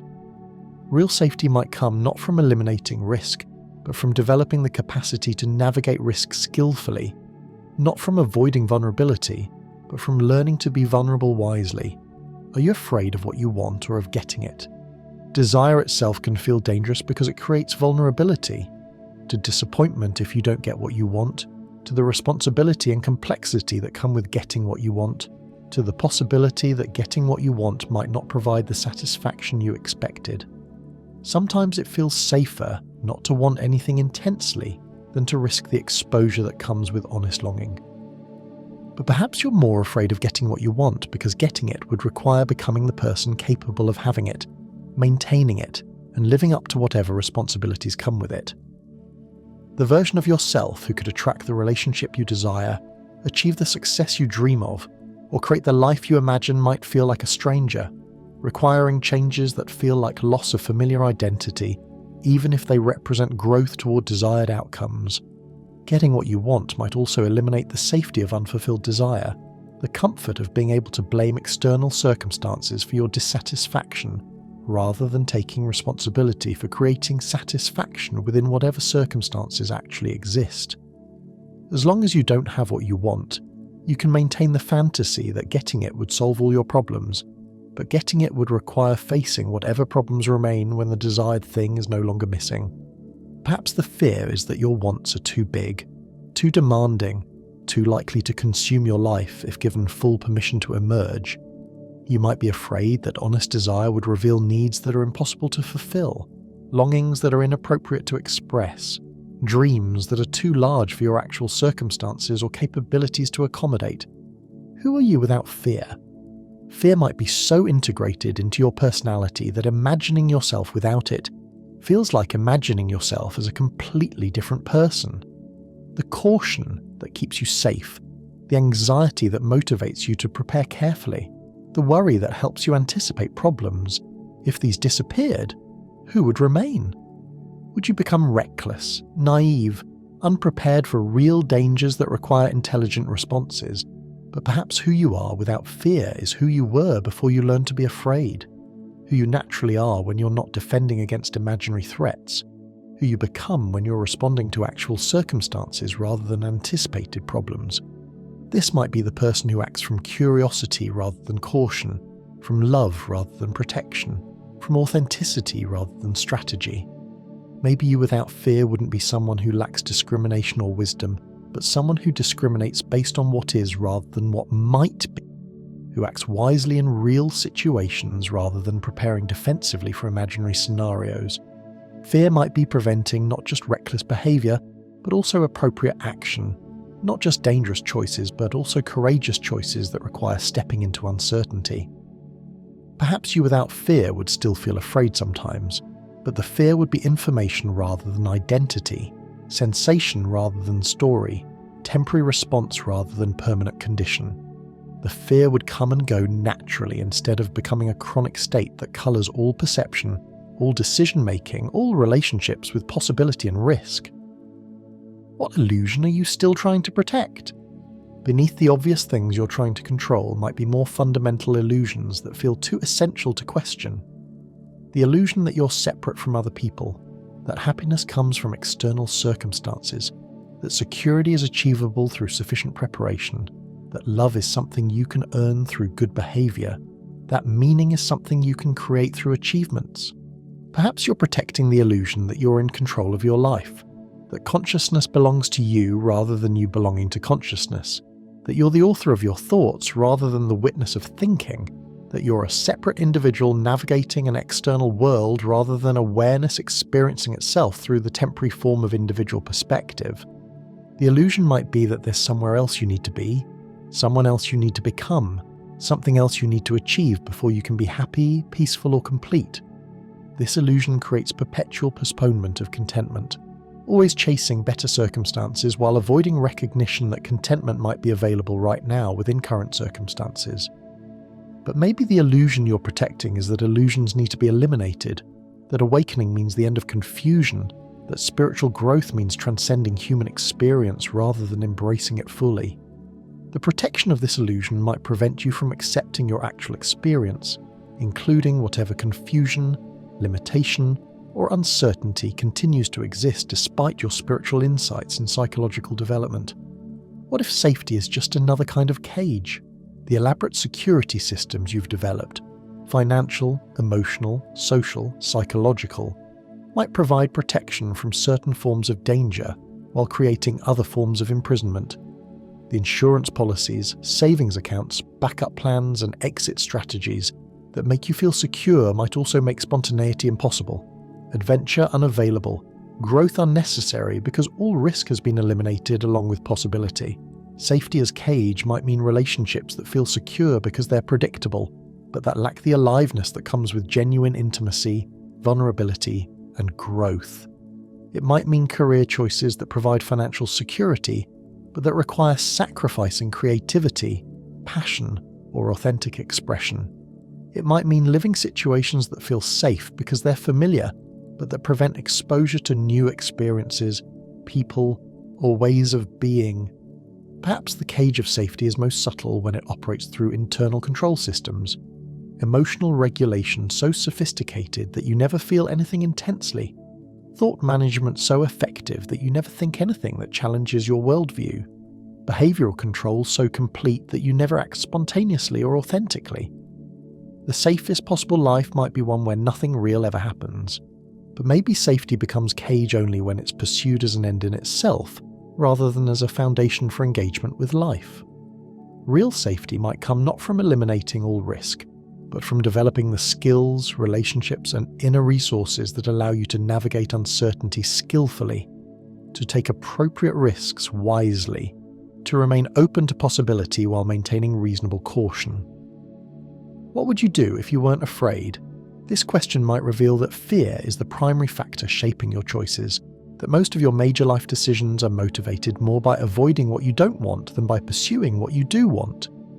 If fear weren't a factor, would you live in a different place, pursue different work, seek different relationships, express yourself differently, take different risks? Perhaps you would travel more, create more, love more openly, speak more honestly, try things that currently feel too risky or too exposing. You might discover interests and capabilities that fear currently prevents you from exploring, talents that remain undeveloped because developing them would require tolerating uncertainty about outcomes. But maybe you would also be less careful in ways that could create real problems, less attentive to genuine dangers, less motivated to prepare adequately for important events, less likely to learn from negative consequences. Fear might serve important functions that you would miss if it disappeared completely, motivating you to avoid truly harmful situations and people. Perhaps the question isn't about eliminating fear, but about distinguishing between fear that provides useful information about real dangers and fear that prevents engagement with opportunities that involve uncertainty but not actual threat. The goal might be acting despite fear when the fear is habitual rather than situational, protective rather than informative, based on imaginary scenarios rather than current reality. These questions about fear and control don't resolve into answers because they probe the core mechanisms through which consciousness attempts to navigate existence safely, while remaining open to growth, connection, and authenticity. Fear and control might be essential aspects of being human rather than problems to be solved, protective systems that require wisdom rather than elimination, natural responses that can be refined rather than transcended. Perhaps fear and control work together to create the illusion that security is achievable through sufficient effort, planning, and vigilance. But real security might come from recognizing that insecurity is the natural condition of conscious beings living in an uncertain universe. The peace might come not from achieving control, but from accepting the fundamental uncontrollability of existence, while developing the capacity to respond skillfully to whatever arises. The questions about fear and control lead not to fearlessness or complete surrender of control, but to a more conscious relationship with both fear and control. Recognition of when they serve authentic protection and when they prevent authentic living. They point toward the possibility of feeling afraid without being controlled by fear, of exercising control without being compulsive about control, of being safe enough to take risks, and vulnerable enough to connect deeply with other conscious beings who are navigating the same fundamental challenges of existence. In the end, fear and control might be consciousness protecting itself from the implications of its own nature. Infinite awareness temporarily experiencing itself as vulnerable individual beings, eternal existence playing in temporal forms that can be lost, boundless love exploring itself through relationships that require courage precisely because they matter so much. The questions reveal that what you're really afraid of and what you're really trying to control might be the same thing. The magnificent and terrifying fact of being conscious in a universe that offers no guarantees except the guarantee that consciousness is possible. Love is real, and whatever happens, awareness itself remains indestructible beneath all the temporary forms it takes and all the temporary protections it creates. Society exists as a collective fiction that becomes real through shared belief, a set of agreements about how life should be organized that feels natural and inevitable, despite being entirely constructed by human consciousness across generations of accumulated choices, compromises, and power negotiations. The human condition unfolds within these social structures that simultaneously enable and constrain individual experience, creating possibilities for connection, meaning, and achievement while imposing limitations on authentic expression, natural development, and spiritual recognition. The questions surrounding society and the human condition probe the boundary between individual consciousness and collective consciousness, between personal truth and social reality, between what serves human flourishing and what serves system maintenance. They explore how much of what seems like natural human behavior is actually learned social performance, how much of what feels like personal choice is actually cultural conditioning, how much of what appears to be necessary social organization might be arbitrary arrangement that could be different if enough people imagined alternatives. These questions invite examination of whether you're living as an authentic human being within social structures or as a social construct that has forgotten its essentially human nature, whether society serves consciousness or consciousness serves society, whether the human condition represents limitation to be transcended or natural condition to be embraced within whatever social forms happen, to exist during your particular moment in the ongoing experiment of conscious beings attempting to live together on the same planet. Why do we pretend everything is normal? The collective agreement to treat extraordinary circumstances as ordinary, profound questions as irrelevant, and existential mysteries as background noise might be necessary for daily functioning. but creates a strange form of shared denial where everyone participates in ignoring the miraculous strangeness of existence itself. You walk through your day as if consciousness isn't mysterious, as if love isn't inexplicable, as if the fact that anything exists at all isn't utterly bewildering. This pretense of normalcy might serve important psychological functions. It allows you to focus on practical tasks without being overwhelmed by cosmic significance, to maintain relationships without constantly discussing the fundamental uncertainty of reality, to make plans without being paralyzed by awareness of how little control anyone has over outcomes.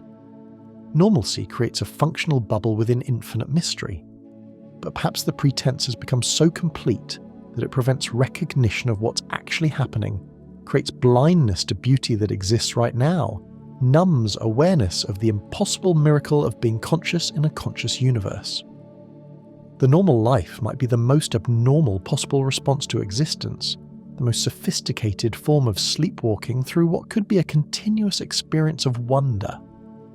Maybe everyone pretends everything is normal because nobody knows what normal actually means, because there's no instruction manual for being human, because consciousness has no precedent for comparison. The pretense might be a collective way of managing the anxiety that would arise from acknowledging that nobody understands what's happening, that every day is improvisation, that society itself is an elaborate group experiment with no guaranteed outcomes. Who decides what's valuable? The systems that determine worth, economic, social, cultural, educational, might appear natural and inevitable, but are actually constructed by human decisions that could have been made differently, creating different definitions of success, different priorities for resource allocation, different ideas about what kinds of contributions deserve recognition and reward. The stock market, academic credentials, social media metrics, real estate values. These are all collective agreements rather than measurements of inherent worth. Perhaps value is determined by whoever has the power to enforce their definitions, to create institutions that reward certain behaviours and punish others, to establish cultural narratives about what matters and what doesn't matter. This power might be concentrated in small groups who benefit from current value systems, or it might be distributed through complex social processes that nobody fully controls, but everyone participates in maintaining. But maybe value is determined by more mysterious processes, collective unconscious agreements, evolutionary pressures that operate through culture, spiritual forces that guide human development toward recognition of what actually serves consciousness, rather than what appears to serve survival or pleasure. The things that feel valuable might emerge from deeper wisdom than individual or group preferences. Perhaps the question reveals that value is always both constructed and discovered, always both relative and absolute, always both cultural artifact and universal recognition. What seems valuable to you might be conditioned by your social environment, while also reflecting something essential about consciousness, human nature, or the deepest principles that guide existence toward greater beauty, truth, and love. What is a human life worth? Economic systems assign numerical values to human existence through insurance policies, legal settlements, cost-benefit analyses for public safety measures, healthcare rationing decisions that implicitly price the value of extending life versus allocating resources elsewhere. But these calculations reveal the impossibility of reducing consciousness to currency, existence to exchange value, the infinite nature of awareness to finite measurements. Social systems assign different values to different lives through the attention, resources, and protection they provide to people, based on race, class, nationality, age, health status, and social contribution. The disparities reveal that human worth is not equally distributed in practice, despite philosophical and religious traditions that insist on the equal value of all consciousness, all souls, all expressions of existence experiencing itself through human form. But perhaps a human life is worth exactly what it contributes to the total amount of love, consciousness, and beauty in existence, which might be incalculable rather than measurable, infinite rather than finite, impossible to compare between individuals because each consciousness explores unique territories of experience that no other consciousness can access or contribute. Maybe the question of what a human life is worth reveals the limitation of worth as a concept when applied to existence itself. Consciousness might not have value, but might be the source of all value, the capacity that makes valuing possible, the awareness within which all measurements of worth arise, but which cannot itself be measured because it is the measuring rather than the measured. Would you rather belong or be free? Belonging provides the comfort of shared identity, mutual support, collective meaning, the sense that your individual existence is part of something larger that validates your choices and provides context for your experience. But belonging often requires conformity to group norms, sacrifice of individual authenticity, acceptance of collective beliefs and behaviours that might conflict with your personal understanding of truth or morality. Freedom offers the possibility of authentic self-expression, individual choice, the ability to pursue your own understanding of what makes life meaningful without having to justify or modify your choices to fit group expectations. But freedom can also mean isolation, the burden of creating meaning without institutional support, the anxiety of making choices without clear guidelines or community validation. Perhaps the choice between belonging and freedom is false because authentic belonging might be possible only between people who are free to be themselves, while meaningful freedom might require some form of community for psychological health, practical support, and the recognition that makes individual identity possible. Real belonging might enhance freedom rather than limiting it. Maybe the question reveals that both belonging and freedom are essential human needs that require balance rather than choice, that healthy individuals need communities that support their authenticity, while healthy communities need individuals who contribute their unique perspectives rather than just conforming to existing patterns. The challenge becomes finding forms of belonging that encourage rather than suppress freedom. How much of you is authentic and how much is inherited? Your language, values, beliefs, behavioral patterns, emotional responses, aesthetic preferences, spiritual inclinations, how much of what you consider your authentic self actually represents programming inherited from family, culture, education, media, and social environment. You might be so thoroughly conditioned that distinguishing between your true nature and your learned nature becomes nearly impossible. Even your rebellion against inherited patterns might be reactive rather than authentic, defined by opposition to what you received rather than affirmation of what you actually are beneath all conditioning. The attempt to reject family values, cultural norms, or social expectations might create an identity that's just as determined by external factors as conformity would be, just in reverse. But perhaps the question assumes a false distinction between authentic and inherited, as if there could be some pure individual essence separate from all social influence. Maybe authenticity emerges through the creative integration of inherited material rather than through rejection of inheritance, through conscious relationship with conditioning rather than unconscious reaction to it. Perhaps what makes something authentic isn't its independence from external influence, but the consciousness with which you engage whatever influences have shaped you. Authenticity might be less about discovering some pre-existing true self, and more about taking responsibility for who you're becoming through your choices about which inherited patterns to embrace, modify, or transform. What masks are you rewarded for wearing? Social and professional environments often provide recognition, advancement, and inclusion for people who present carefully constructed versions of themselves rather than authentic expression. The mask of competence that hides uncertainty, the mask of agreeableness that conceals authentic preferences, the mask of invulnerability that disguises genuine needs for support. These performances might be so rewarded that they become more familiar than the face underneath. Perhaps you've become skilled at detecting which aspects of your personality are welcome in different contexts, and modifying your presentation accordingly, developing different masks for different relationships and situations. The workplace mask, the family mask, the social mask, the romantic mask. Each one might capture some authentic aspect of who you are while concealing other aspects that don't fit the role requirements. But maybe the masks serve important functions beyond just social success. They might protect vulnerable aspects of yourself from environments that aren't safe for full authenticity, allow you to explore different aspects of your personality, provide useful structure for developing social skills and emotional regulation. The problem might not be wearing masks, but forgetting that they're masks. Perhaps the question reveals that all social interaction involves some degree of performance, that complete authenticity might be impossible or even undesirable in many contexts, that the goal isn't eliminating all masks, but becoming more conscious about when and why you're wearing them, more skilled at choosing which aspects of yourself to reveal in different situations. What if your success is built on someone else's silence? The systems that enable your achievements, comfort and opportunities might depend on the exploitation, marginalization, or invisibility of other people whose labor, resources, or sacrifice make your lifestyle possible, but who receive little recognition or benefit from the arrangements that serve you. Your success might be connected to others' limitations in ways that you don't see or prefer not to examine. This silence might be literal.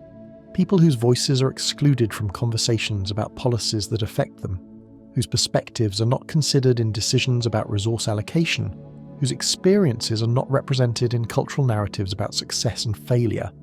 Or it might be more subtle, people who absorb the cost of systems that benefit you without those costs being acknowledged or addressed. Perhaps recognizing these connections would require fundamental changes in how you live, consume, work, and relate to others that feel overwhelming or impossible, given your current circumstances and commitments. The awareness might create ethical obligations that seem to conflict with personal welfare, family responsibilities, or practical limitations on you to address large-scale social problems. But maybe the question isn't demanding that you solve all social injustice, but inviting greater awareness of interdependence, more conscious relationship with the systems you participate in, more intentional choices about how to use whatever privilege and resources you have access to. The recognition might lead not to guilt, but to gratitude and responsibility. What do we owe each other? Human beings might be fundamentally interdependent rather than independent, connected through webs of mutual influence, shared resources, and collective impact that create obligations to consider others' well-being in all personal choices. But the extent and nature of these obligations remains unclear. Do you owe others basic respect, active support, equal consideration, maximum assistance compatible with your own survival? Perhaps what you owe others depends on your capacity to help, your proximity to their situation, your role in systems that affect them, or simply your recognition of shared humanity that transcends all differences in circumstances, culture, and personal history. The obligation might be universal, but its expression necessarily particular, adapted to specific relationships and situations. But maybe the concept of owing implies a transactional relationship that misunderstands the nature of human connection, treating love and care as debts to be paid, rather than natural expressions of consciousness recognizing itself in other forms.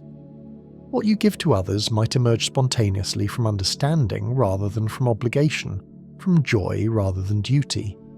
Perhaps the question reveals that you owe each other nothing and everything simultaneously. Nothing in the sense that love can't be demanded or commanded, everything in the sense that consciousness is indivisible, and others' suffering diminishes your own capacity for joy, while others' flourishing enhances your own experience of being alive in a world where beauty and meaning are possible. Are we evolving or looping? Human civilization might be developing toward greater wisdom, compassion, and understanding, gradually learning to organize society in ways that better serve consciousness, reduce suffering, and create conditions for spiritual development and authentic expression. The long arc of history might bend toward justice, truth, and love despite temporary setbacks and apparent regressions. But perhaps human behavior follows cyclical patterns that repeat across generations and cultures, with the same basic conflicts, mistakes, and destructive tendencies appearing in new forms but with fundamentally unchanged dynamics. The technologies change, but the consciousness operating them remains limited by the same fears, desires, and delusions that have always constrained human development. Maybe evolution and looping happen simultaneously. Consciousness develops new capacities and insights while also repeating old patterns. Individuals grow and learn, while collective behavior remains stuck in familiar cycles. Spiritual understanding advances while social organization continues reflecting primitive approaches to power, resource distribution, and conflict resolution. Perhaps the question assumes that evolution and looping are opposites when they might be complementary processes. Consciousness might need to repeat certain experiences until they're fully integrated, might need to spiral through similar challenges at deeper levels until they're completely resolved, might need to revisit old problems with new understanding until lasting transformation becomes possible. What if society itself is a lie? The entire structure of social organisation, governments, economic systems, educational institutions, religious organisations, cultural norms might be elaborate constructions that serve some people's interests while disguising their arbitrary nature as natural law, inevitable reality, or divine mandate. What seems like necessary social infrastructure might be sophisticated forms of control that prevent recognition of other possibilities for human organisation. Perhaps society as currently organised prevents rather than supports human flourishing, creating artificial scarcity, unnecessary competition, and systematic alienation from natural ways of living that would better serve consciousness, community, and connection to the earth. The lie might be that current arrangements are the best possible approaches to collective life, rather than just the arrangements that happen to develop through historical accidents and power consolidations. But maybe society is necessarily artificial in the sense that conscious beings require collective agreements to live together peacefully, and all such agreements involve compromise between individual preferences and group functionality. The artificiality might not make social organisation false, but rather creative, an ongoing experiment in how consciousness can organise itself collectively, while preserving space for individual development and expression. Perhaps society is simultaneously lie and truth. Lie in the sense that it's constructed rather than natural. Truth in the sense that it emerges from real human needs and represents genuine attempts to solve problems of collective existence. The question becomes not whether society is true or false, but whether current social forms serve consciousness well enough, or whether they need conscious modification toward arrangements that better support human and planetary flourishing. These questions about society and the human condition don't resolve into answers because they probe the complex relationship between individual consciousness and collective existence, between personal truth and social reality, between human nature and human culture. They reveal that society might be both the solution to and the source of many human problems, both the context that makes meaningful life possible and the constraint that prevents authentic expression. Perhaps society and the human condition are inseparable. Consciousness can only develop through relationship. Individual awareness can only emerge within collective context. Personal freedom can only exist within social structures that protect and limit that freedom simultaneously. The challenge becomes creating social forms that serve consciousness rather than constraining it, that support rather than suppress authentic human development. The questions about society lead not to clear judgments about whether social organisation is good or bad, but to recognition of its complexity, its necessity, and its potential for transformation. They point toward the possibility that conscious individuals can participate in society more skillfully when they understand both its constructed nature and its essential functions, when they can work within existing systems while also imagining and creating better alternatives.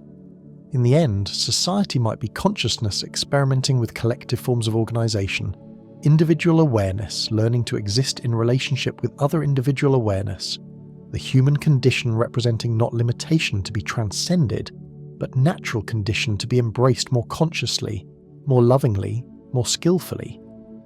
The questions reveal that you are both product and creator of social reality, both conditioned by collective arrangements and capable of influencing those arrangements through your choices about how to be human within whatever social forms happen to exist during your particular moment in the ongoing evolution of consciousness exploring its own nature through countless individual and collective experiments in being alive together on the same planet.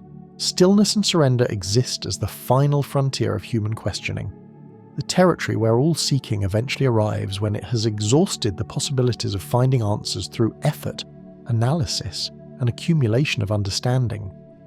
Here, consciousness meets its own essential nature not through achieving something but through stopping the effort to achieve, not through becoming something, but through recognizing what has always already been present beneath all the becoming, not through solving the mystery of existence, but through dissolving into the mystery so completely that questioner and question reveal themselves as one movement of awareness exploring itself. In stillness, the compulsive reaching toward future satisfaction relaxes into presence with what is. In surrender, the effort to control experience gives way to conscious participation in processes larger than individual will.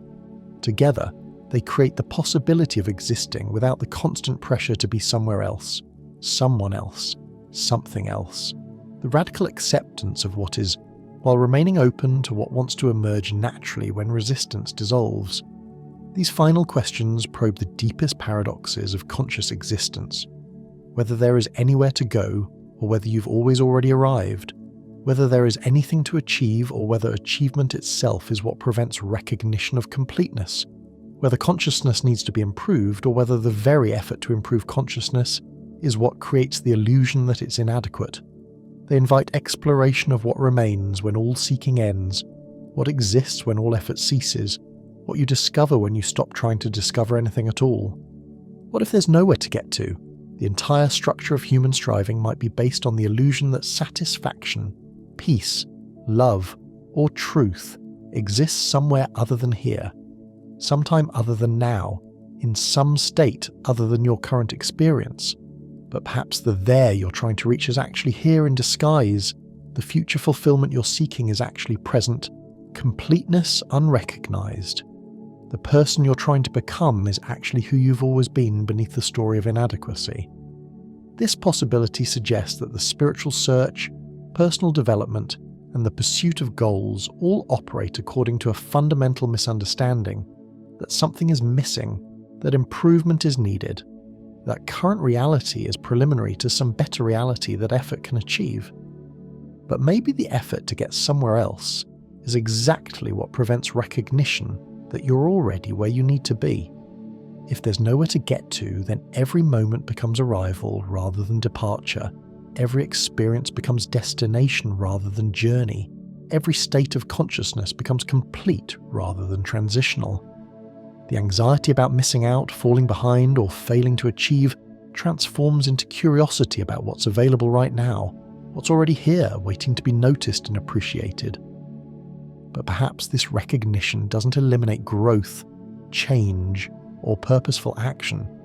It simply shifts the context from desperate seeking to playful exploration, from effortful becoming to natural unfolding, from achievement-oriented doing to presence-based being that allows appropriate action to emerge without the suffering that comes from believing you're incomplete until certain goals are reached. What would happen if you stopped trying to fix yourself? The entire project of self-improvement, therapy, spiritual practice, personal development, habit formation might be based on the assumption that you're broken in ways that require repair, inadequate in ways that require enhancement, limited in ways that require transcendence. But perhaps the very effort to fix yourself is what creates the sense of being broken. The very attempt to improve yourself is what maintains the illusion of inadequacy. Stopping the effort to fix yourself might not mean becoming passive, unconscious, or accepting harmful patterns without question. It might mean shifting from self-rejection to self-acceptance as the foundation for any genuine change, from effortful modification to organic development, from imposed improvement to natural evolution that happens when resistance to your current experience dissolves.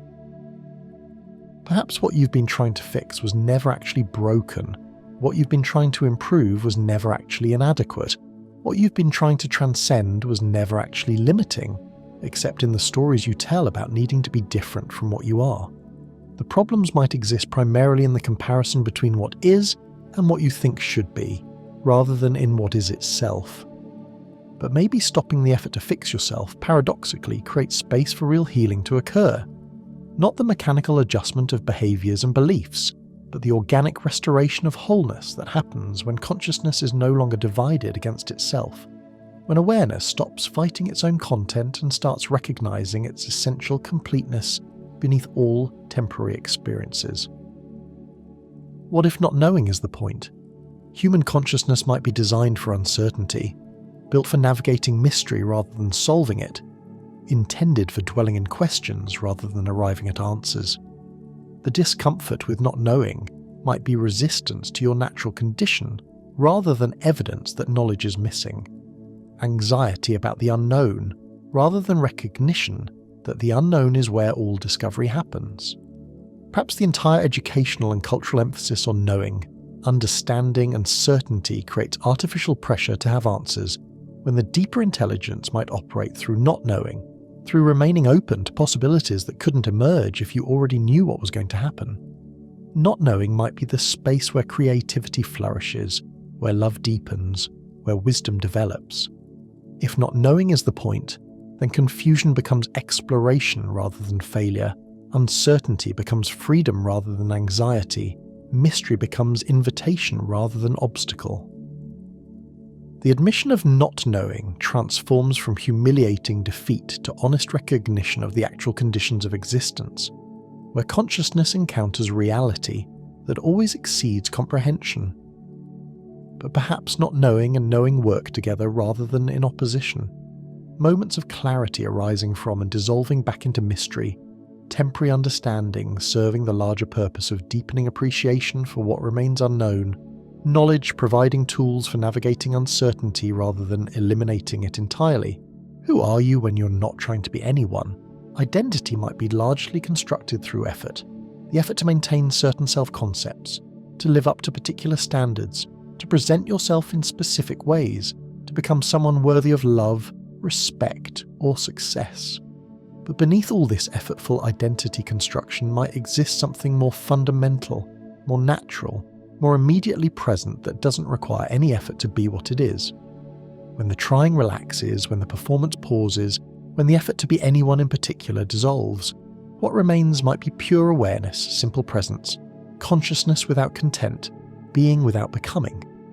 This might be who you actually are beneath all the stories about who you are, all the projects of becoming someone better, all the anxiety about whether you're adequate as you are. Perhaps you, when you're not trying to be anyone, is not a diminished version of your usual self, but a more essential version, not less than your constructed identity, but more than it. Not vacant absence, but full presence that doesn't need to be anything specific to be complete. This might be consciousness experiencing itself directly, rather than through the mediation of self-concepts. But maybe this natural state isn't separate from your everyday personality, but is the awareness within which all personality arises, the consciousness that can play different roles without being limited by any role, the presence that can engage fully with identity while knowing that identity is temporary costume rather than permanent reality. What is enough? The question of enough probes the possibility that satisfaction might be available right now, within current circumstances rather than only after certain conditions are met, certain achievements are reached, certain changes are made. Enough might be a recognition rather than an accomplishment, a shift in perspective rather than an addition to circumstances, a way of seeing rather than a thing to be obtained. Perhaps enough is whatever you have when you stop comparing it to what you don't have, whatever you are when you stop measuring yourself against who you think you should be, whatever is happening when you stop insisting that something else should be happening instead. Enough might be inherent in existence itself rather than dependent on particular configurations of experience. But the question of enough also touches practical considerations. How much money, how much comfort, how much security, how much stimulation, how much growth is actually needed for a satisfying life? The consumer culture suggests that enough never arrives, that more is always better, that satisfaction requires constant acquisition and achievement. But perhaps enough is much less than the culture suggests, much simpler than the marketing implies. Maybe enough is both absolute and relative. Absolute in the sense that consciousness is inherently complete, relative in the sense that different circumstances require different responses. Different needs require different forms of satisfaction.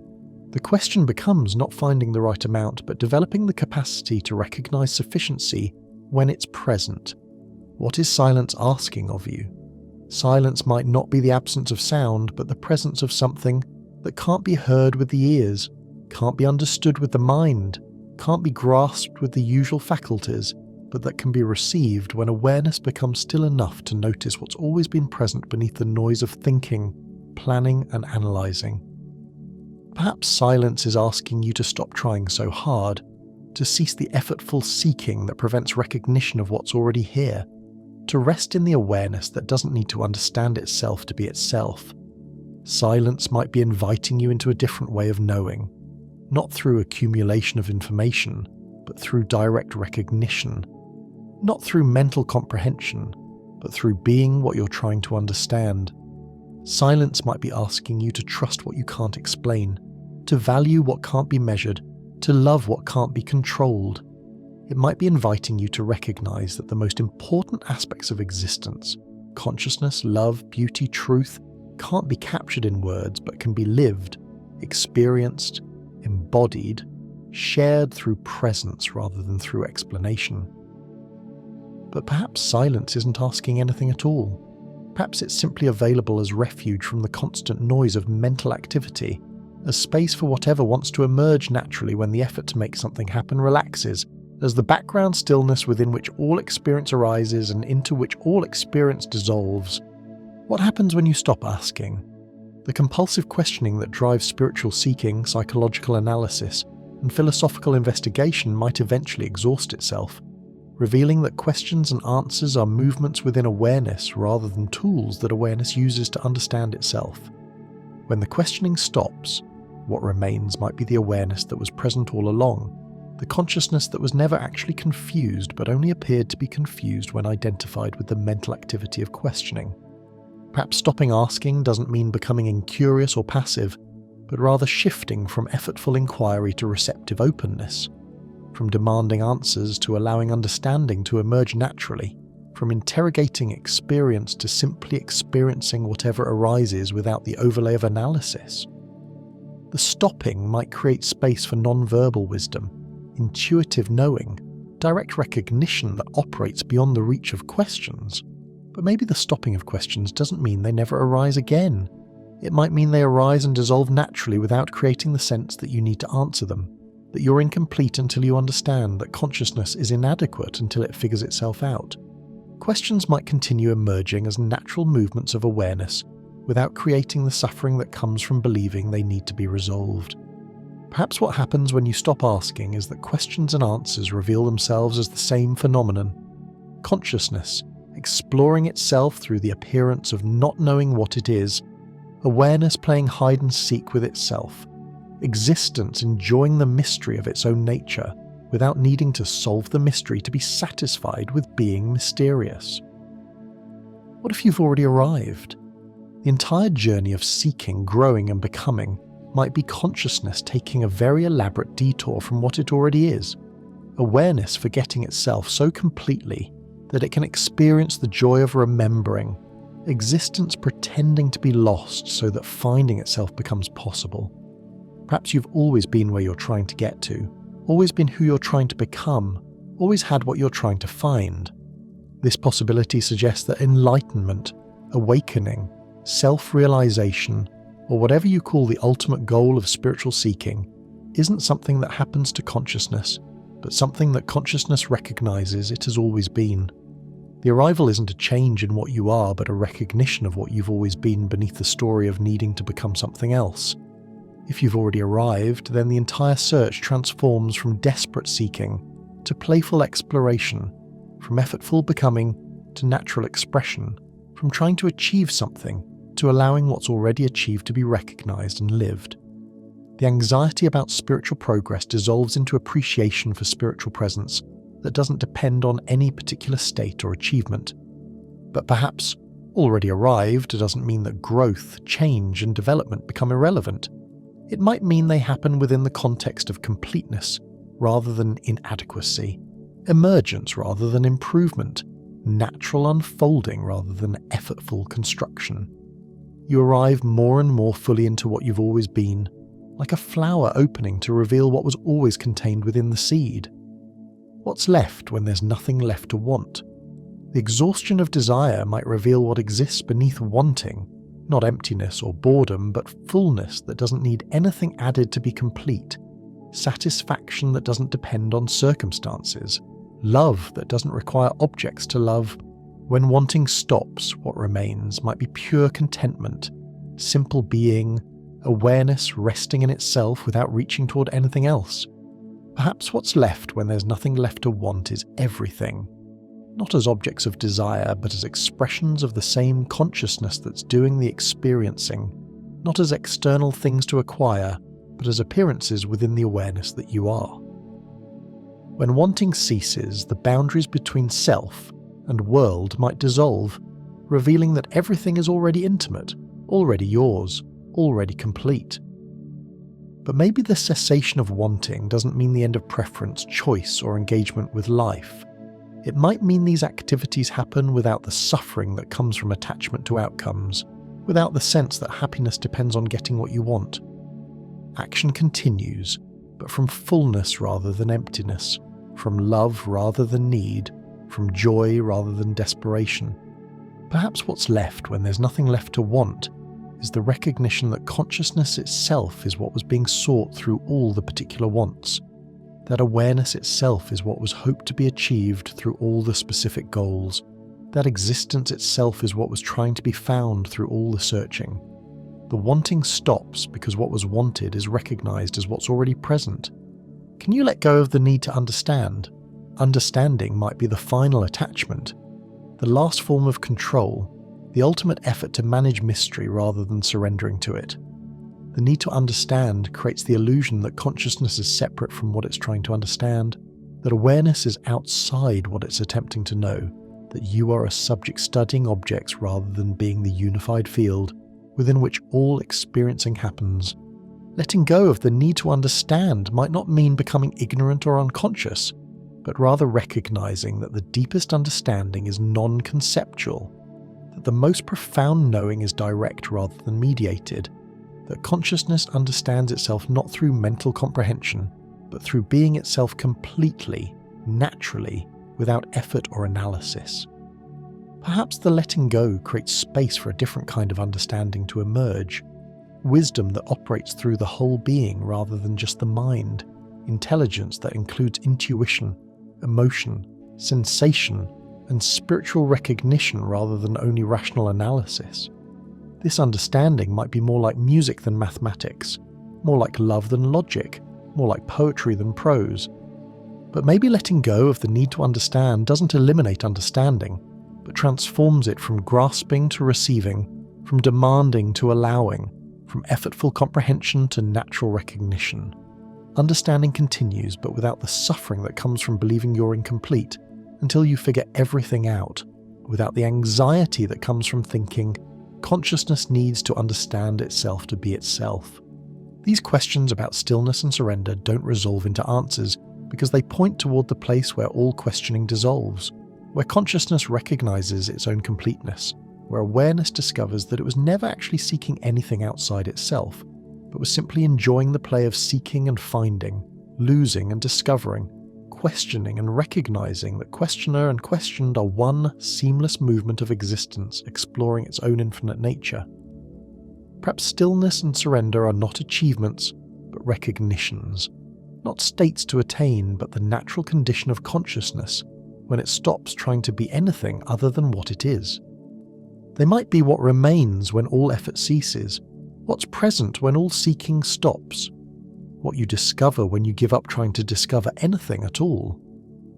The questions about stillness and surrender lead not to more understanding, but to the peace that surpasses understanding, not to better answers, but to the silence that contains all questions, not to spiritual accomplishment, but to spiritual recognition of what has never been absent, never been lacking, never needed improvement to be absolutely perfect exactly as it is. In the end, these questions reveal themselves as love letters that consciousness writes to itself, mystery exploring its own nature through the beautiful pretense of not knowing what it is, awareness playing the cosmic game of forgetting and remembering, seeking and finding, losing itself so completely that discovering itself becomes an ongoing celebration of the impossible miracle of existence existing, consciousness being conscious, love loving itself through countless temporary forms that appear and disappear, within the eternal awareness that you have always been, will always be, and can never stop being, even when you're completely convinced that you're something small, temporary, and separate moving through a vast, indifferent universe. The questions you'll never answer turn out to be the questions that answer themselves the moment you stop trying to answer them. The mysteries that reveal themselves when you stop trying to solve them. The truths that become obvious when you stop trying to find them anywhere other than in the very awareness that's asking the questions, seeking the answers, and discovering that the seeker, the seeking, and what is sought are the same consciousness exploring its own infinite depth through the exquisite limitation and unlimited possibility of being human, being alive, being aware in a universe that has somehow arranged itself into the perfect conditions for consciousness to fall in love with its own existence through every question that can never be answered and every answer that can never be questioned.